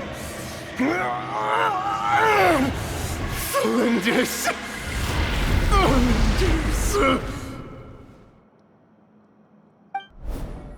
Interesting. Anything else? What about this would-be fiancé of his? Do we know anything about her? Well, she was a researcher at the Universitas Magistrorum, but it felt like she was hiding some kind of secret. Oh, and one more thing. For some reason, Rerir's fragment also contains some of Tholindis' memories, though only a very small portion. Well, no shortage of potential leads, I'll give you that. In any case, it sounds like we can conclude that while Tholindis was still around, Rerir appeared to be lucid and quite normal. Tholindis, it seems, must have been the one thing in this world that he couldn't let go of. Tell me though, were these pure-blood Conrians we're talking about here? Why do you need to know that? Hold on. If she was a pure-blood Conrian... Oh yeah, just like how it was with the captain. If we could somehow find her, do you think there's any chance Rerir might regain some of his sanity? It's possible, but it would take a miracle.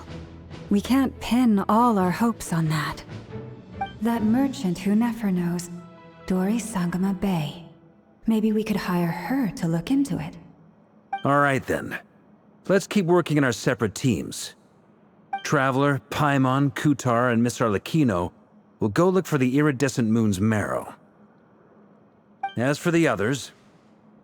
On the way over here, I noticed that the Wild Hunt monsters had grown even more frenzied in their search for Kutar. At this rate, the people living here will be in grave danger too.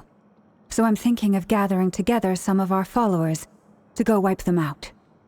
I'll head back to the curatorium and meet up with the boss. Feels good knowing we've all got something to be getting on with. Given that the Wild Hunt has been a lot more active lately, the Lightkeepers have likely begun their own operations too. If that is the case, someone will need to pass the news on to Flint's. I'll hold the fort for now, then discuss our next move with Flint's, Aino, and Anefa when they get back.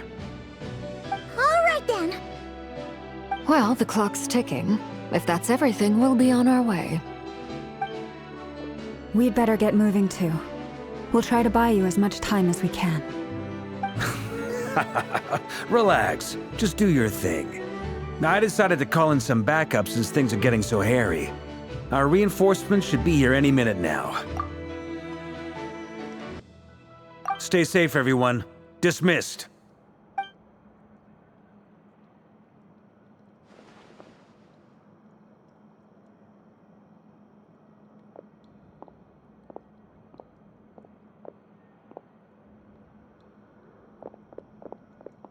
We're back.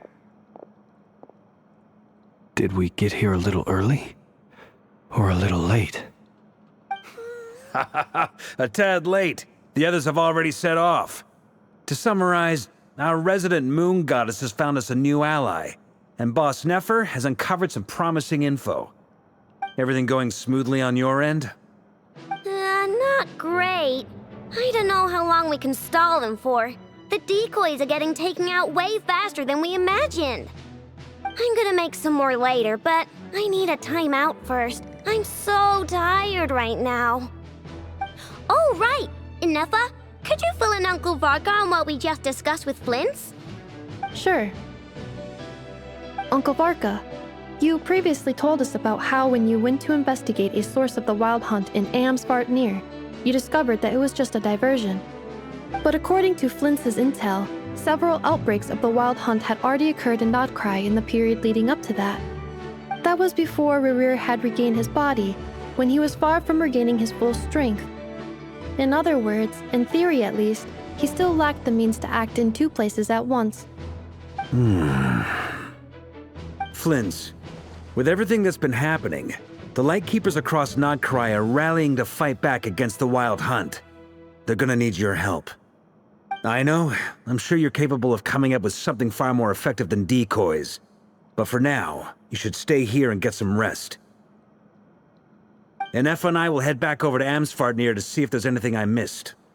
I told you Uncle Varka would say that, didn't I? A deal's a deal. Not a word about my snack intake for the next week.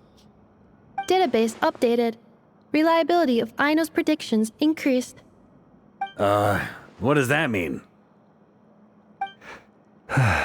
They were betting on how you'd respond after hearing their intel. It's the obvious choice, isn't it? That's hardly worth betting on. We already decided that Anefa should go investigate the situation over at Amsvartnir on her own. You might as well stay here and keep watch. Someone needs to hang back and oversee our strategy meetings. And besides, you still haven't fully recovered from ambushing Rerir. So I've ended up with the easiest assignment.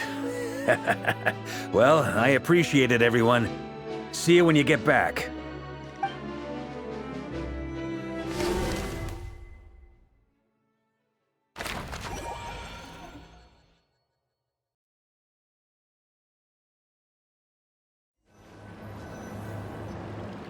Here, this will serve as a good spot to cross over. Arlecchino, hold up a second.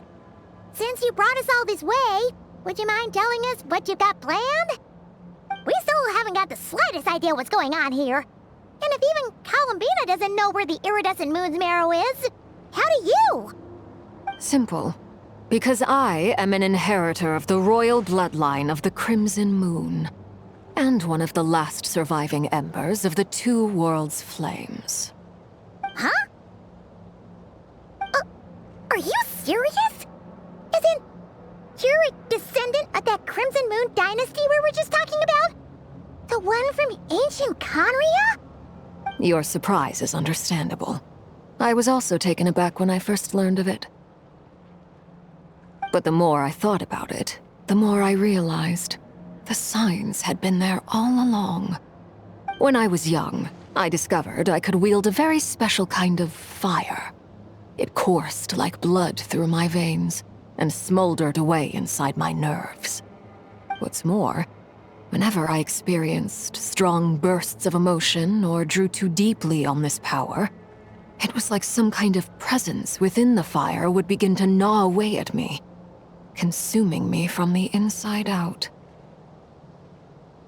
Exactly. That is why my hands are like this too.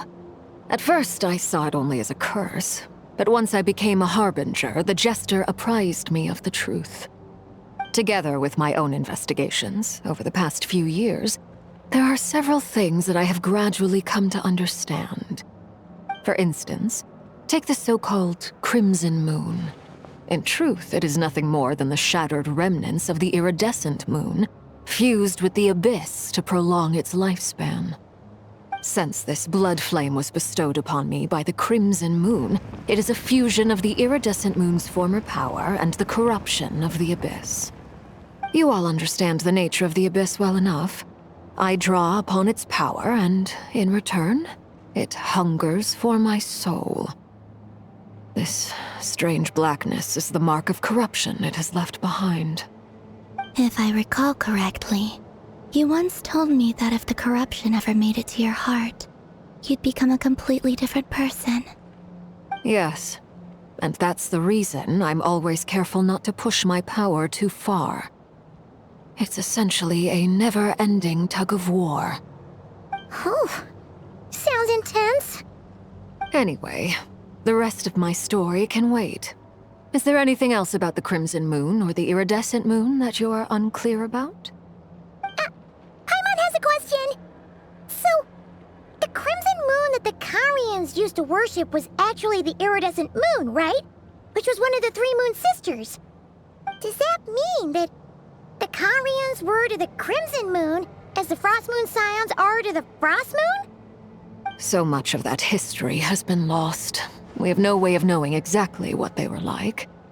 But I would suspect that the Conrians weren't as devout in their moon worship as it might appear. The iridescent moon's remains simply served as their link to the abyss.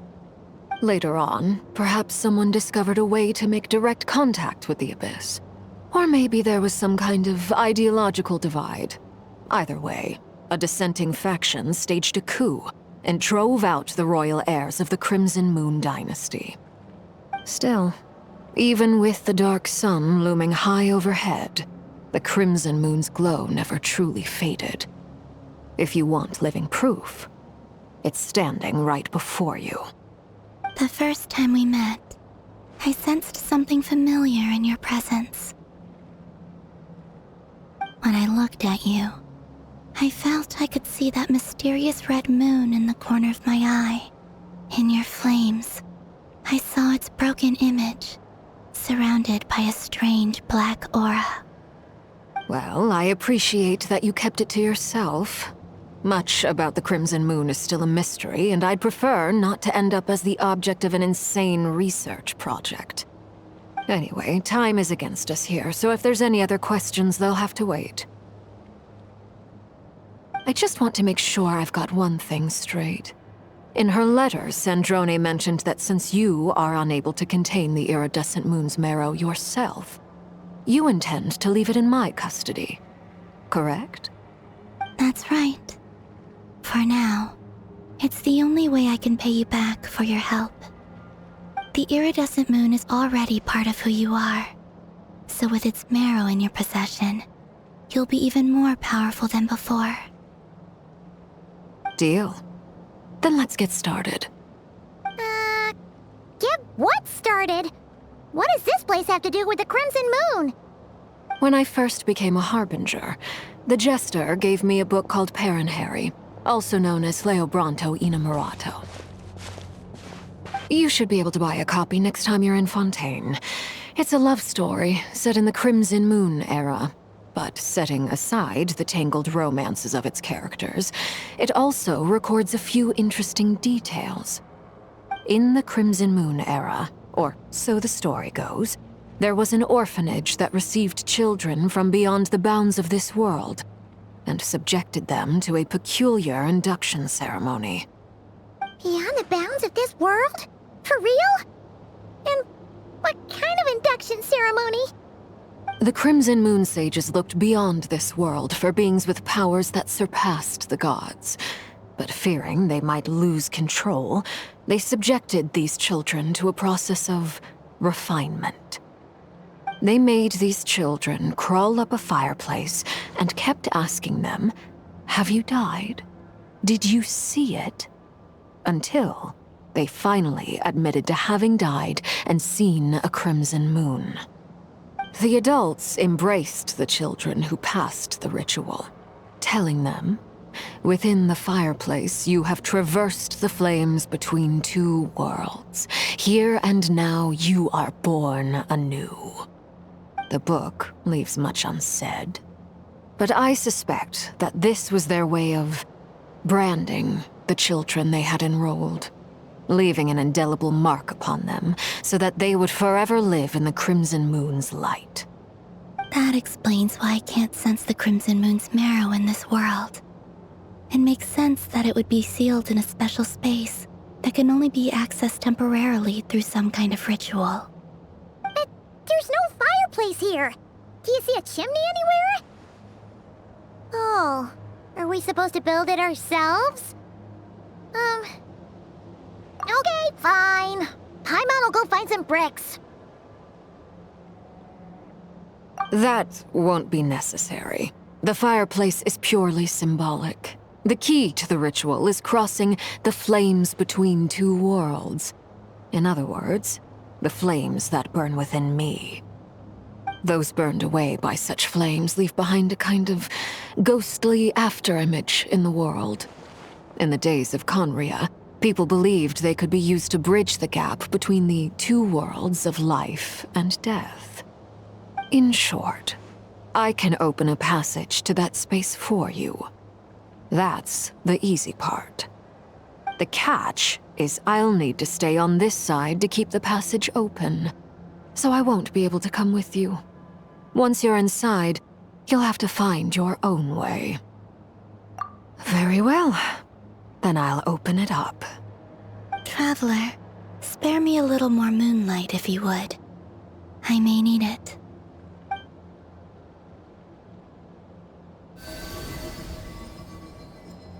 Thank you. I feel like I've recovered some of my strength now. It should be enough to move us across short distances and confront whatever dangers might await.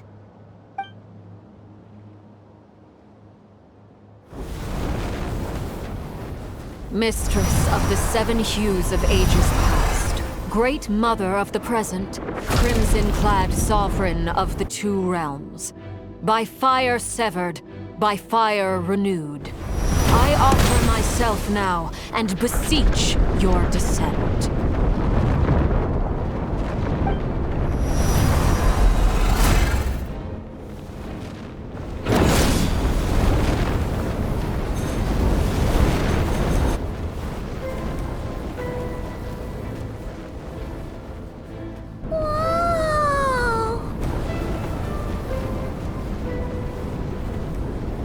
One word of advice. As you're crossing over, no matter what voices you hear, do not answer. Got it! I sense a sinister gloom inside, but also the familiar light of the moon. I feel that I am about to meet an old friend who has changed beyond all recognition. All right, let's go.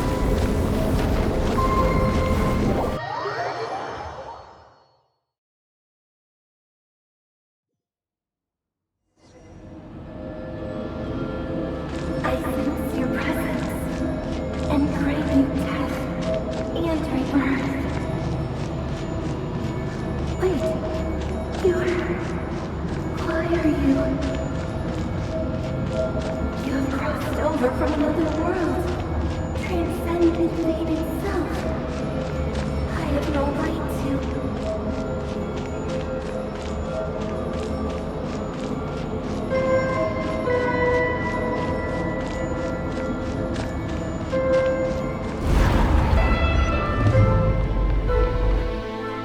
Hey!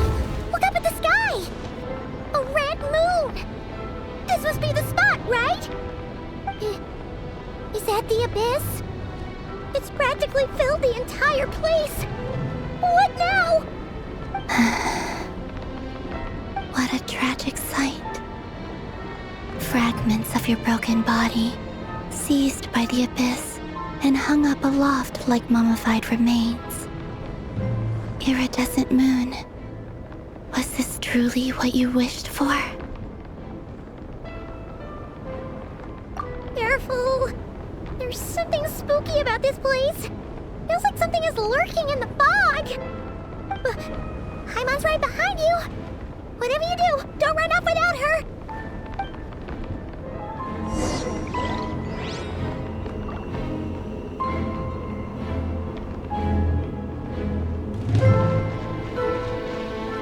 By the way, Kalambina, didn't you tell us that the iridescent moon had shattered into pieces? The moon up there looks pretty whole to Paimon. How is that possible?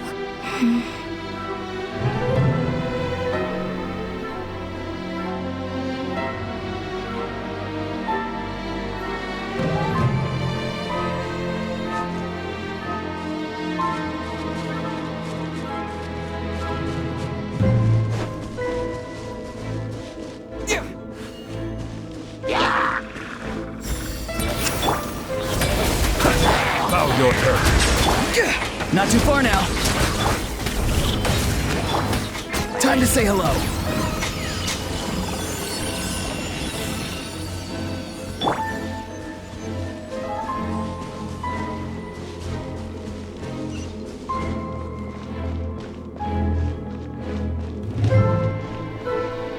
Just like I thought. It was only a facade.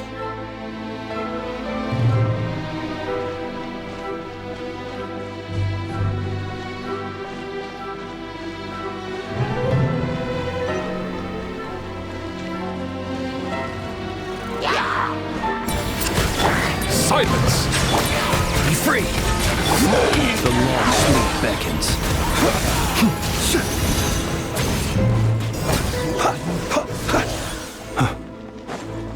Be silent. Close your eyes. Let the mighty be humble!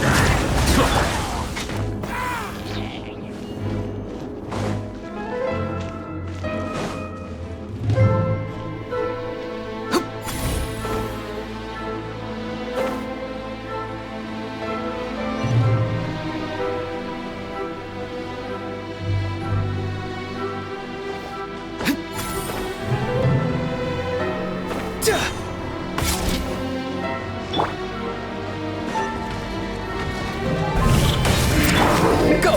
You're free now! Settle down! Observe. Be silent. To dust. Farewell!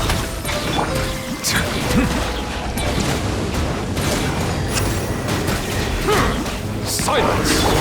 Tell me what you see.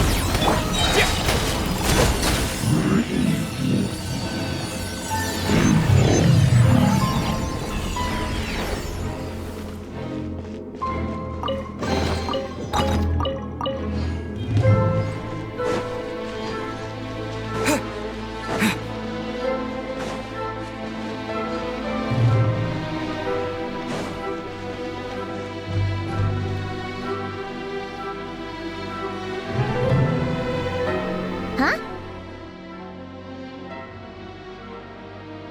Huh? For real? That's way too high! There's no way we'll be able to reach it! No. I'm not sensing anything up there. It's coming from under the mountain. Let's see. Ah! There's some kind of weird shadow over the water! Wait, see that? Looks looks like a mechanism of some sort. Let's check it out.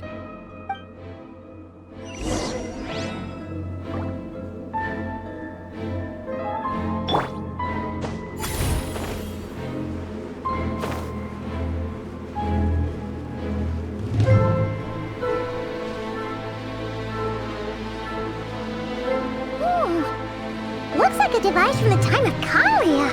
Maybe people once came here to study the Crimson Moon's domain, and they left this behind. Oh, if this is activated, we might find some clues.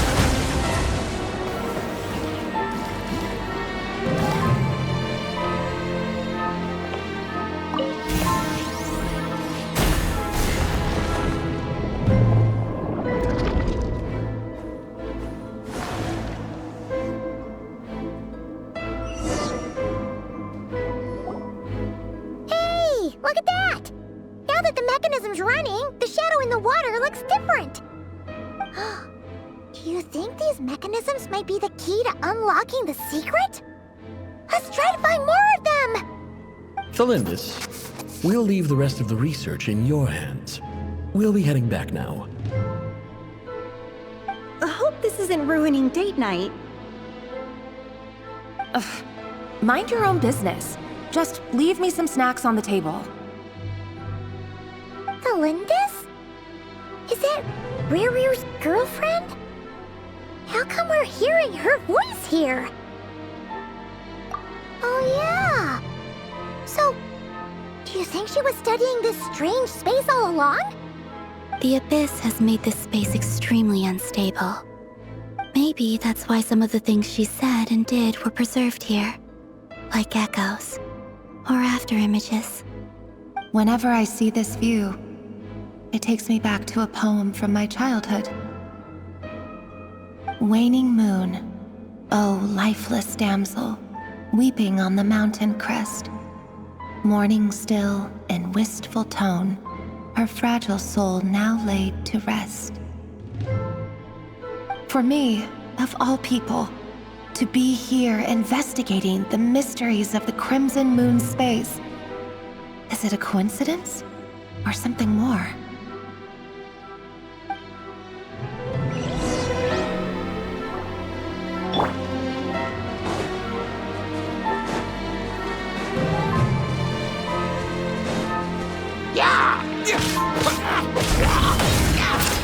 Be free! Bow your head.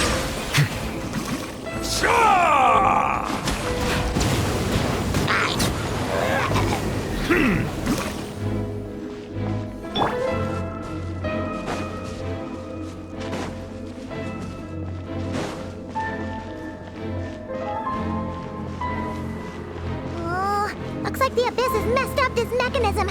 We need to find a way to get it working again. Let's see if there are any other devices nearby. Time to say hello. Close your eyes.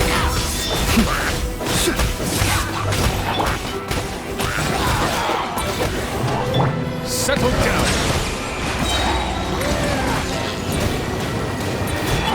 The tides beckon. Be silent. Are you quite finished? Not too far now.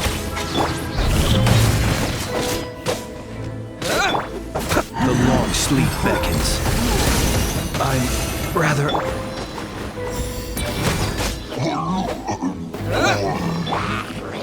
Tell me what you see. Silence!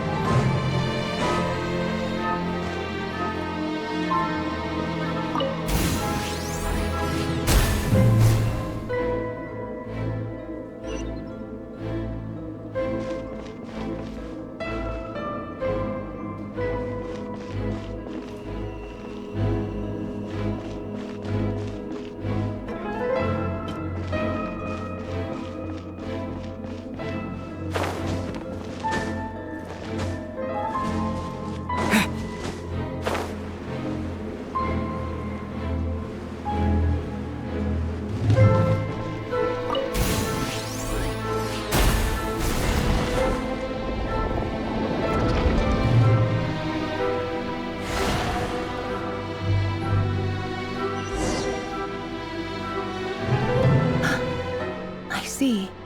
So the moon marrow, or rather the power of the 3 moons, is the key to unlocking... If it really does exist, then maybe this madness can finally be put to an end.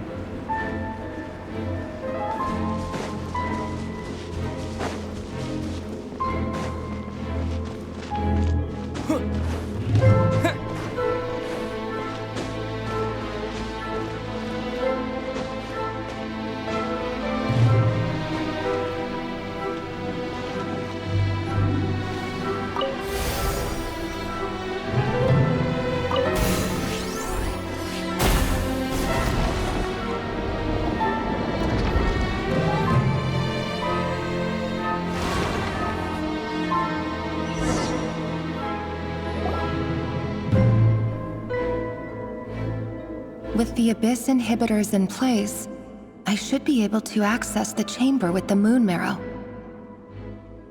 Oh, Rebrier, with every step you take, you're drifting further from what you truly desire.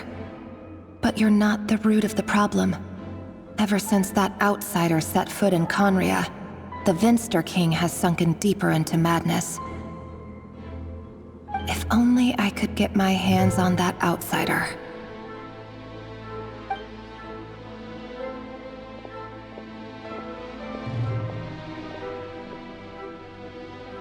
Hey, look! The moon's reflection is back to normal! Olympus's voice mentioned a chamber with the moon marrow. Do you think maybe it's hidden in the moon's reflection? It must be. For within it, I sense the fragile aura of a dying soul. Then there's no time to lose! Let's go!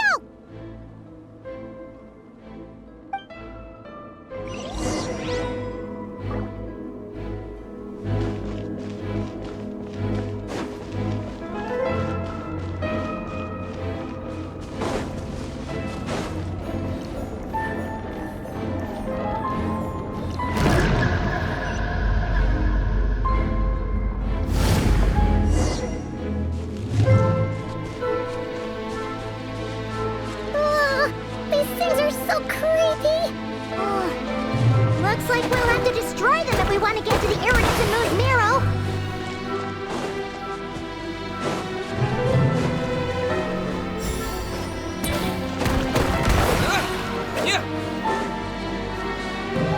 That must be the Iridescent Moon's marrow! Oh, but we'll need to destroy these things before we can reach it!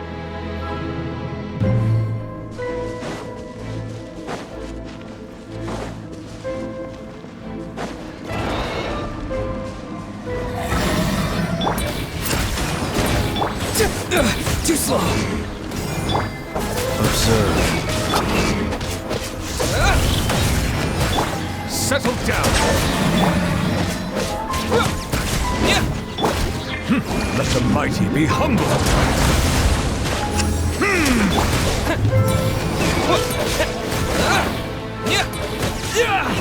Silence.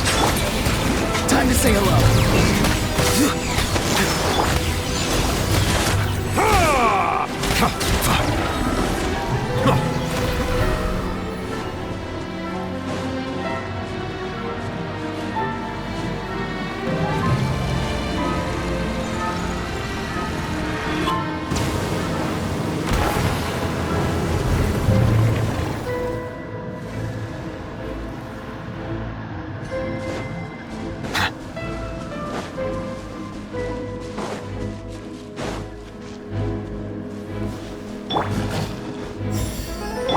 Bow your head.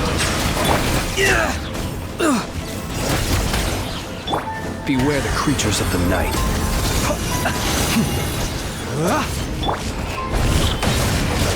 Settle down. Go! You're free now!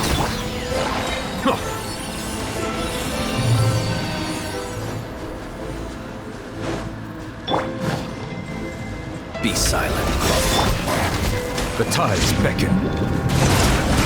Farewell!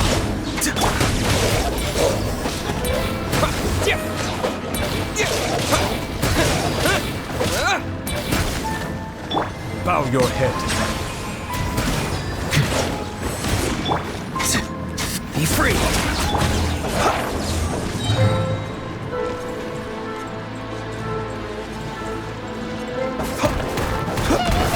We're so close!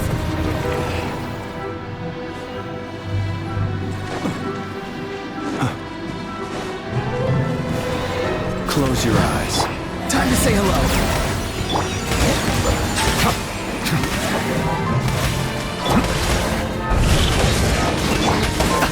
Night cometh.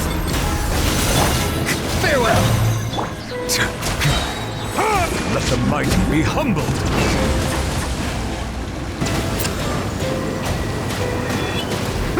Settle down. Tell me what you see. Observe. Close your eyes.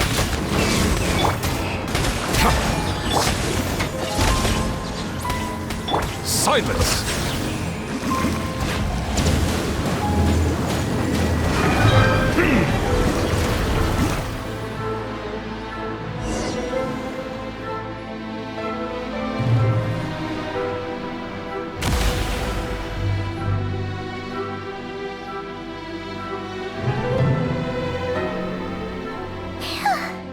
We finally did it! The iridescent moon's marrow, still burning away like an undying flame, yet now contaminated by the abyss. It has taken on a new form entirely. If we can purify the abyssal power within, we should be able to obtain its untainted essence.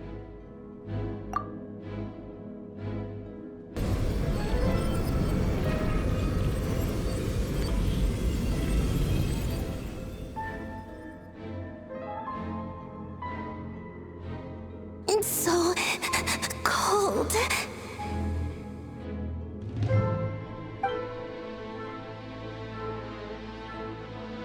Is it you?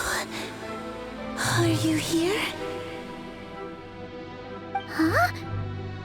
Are you talking to us?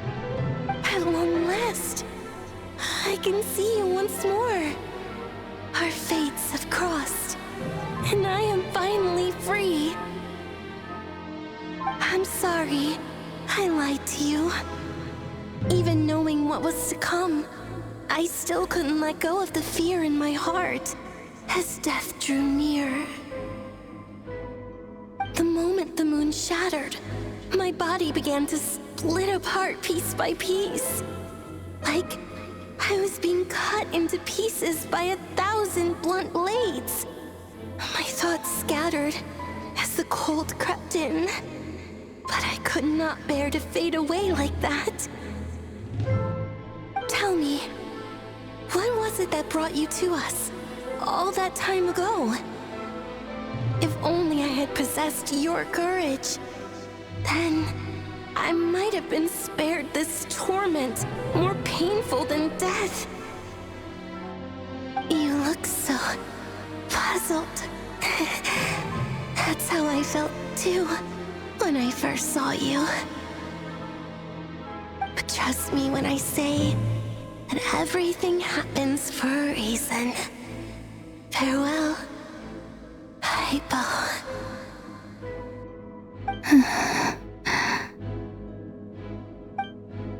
What was that all about? Was that the goddess of the iridescent moon? Oh, it sounded like she was speaking to a long-lost friend. But none of us have ever met her before, right? Perhaps. She took me for the goddess of the frost moon she once knew. For a fading soul like hers, our auras must be too similar to tell apart. But anyway, we've got the iridescent moon's marrow now. That should help you regain your strength, right? Alright, time to leave this place and meet back up with Arlecchino. Let's go!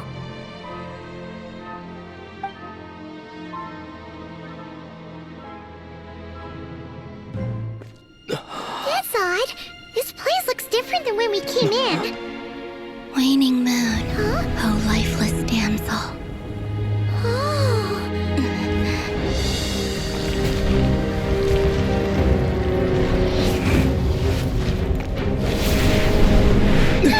Hurry! The place is collapsing! It wants to trap us here. Who's it? The Abyss? Now we've taken the moon marrow. All that's left here is a dark will. It will show us no mercy.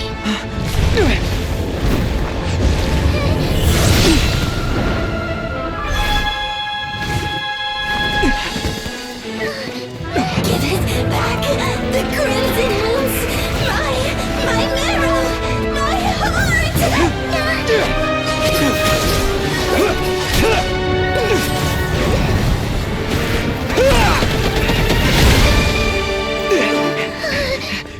Finally! Huh? Oh no! The exit's blocked! They're back! Now what do we do? This is where you fall. Witness my rise. What are you waiting for?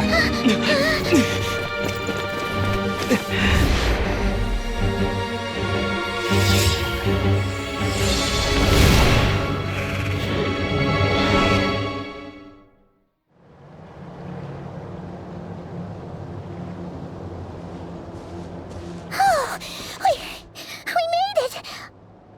Was that you, Arlecchino? Did you save us? Wait, your hands! They're... Oh, this? Don't worry. It's a small price to pay. The Abyss wanted to trap you inside, and I defied its will by bringing you out. No wonder it's a little angry. No. I have paid the price, albeit a small one, and it cannot be undone. My hands have already fused with the Abyss. Purification would simply destroy whatever's left of them. But surely... Oh, we're so sorry, Arlecchino. Paimon can't believe you'd make a sacrifice like this for us. As much as I'd like to call it a favor, the truth is I was simply holding up my end of the deal. Well, Columbina. Yes, you did your part. And as promised, I will leave the iridescent moon's marrow in your care. From this day forth, may the two worlds' flames burn ever more brightly.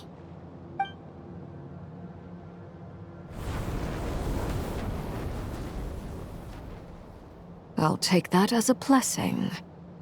Now, Columbina, give me your hand. Accept this moonlight I offer in return.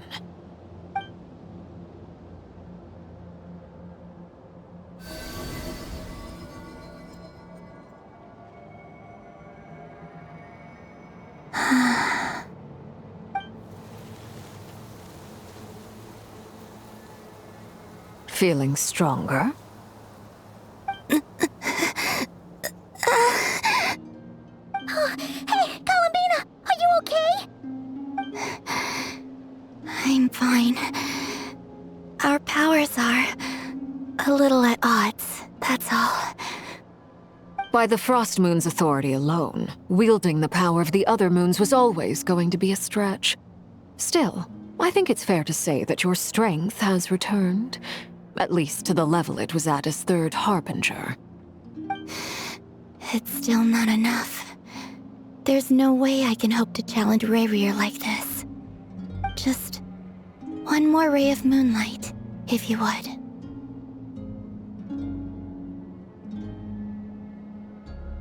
It's okay. I can take it.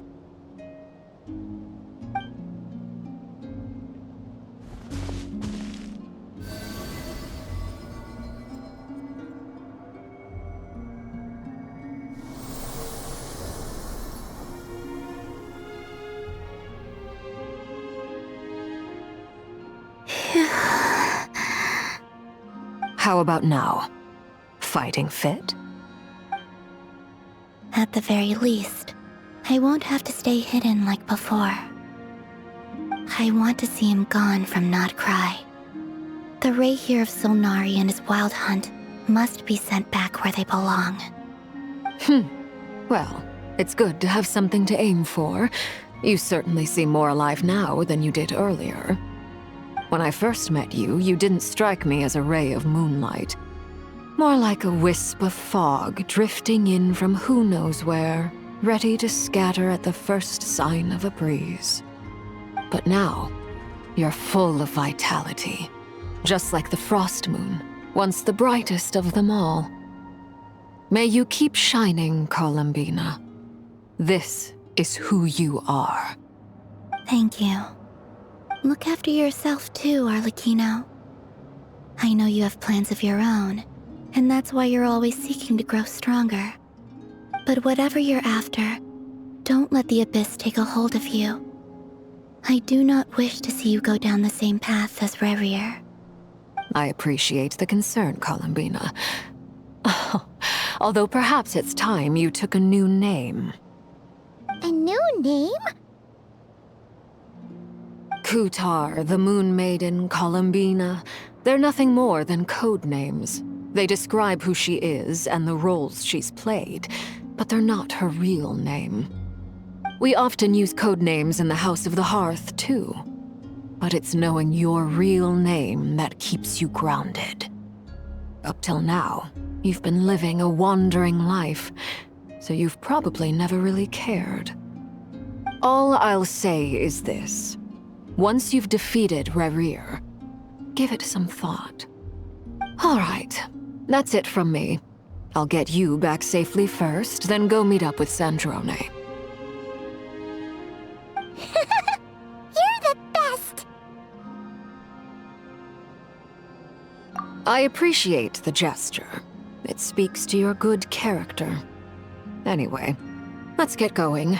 There are more urgent things to do right now than trade compliments.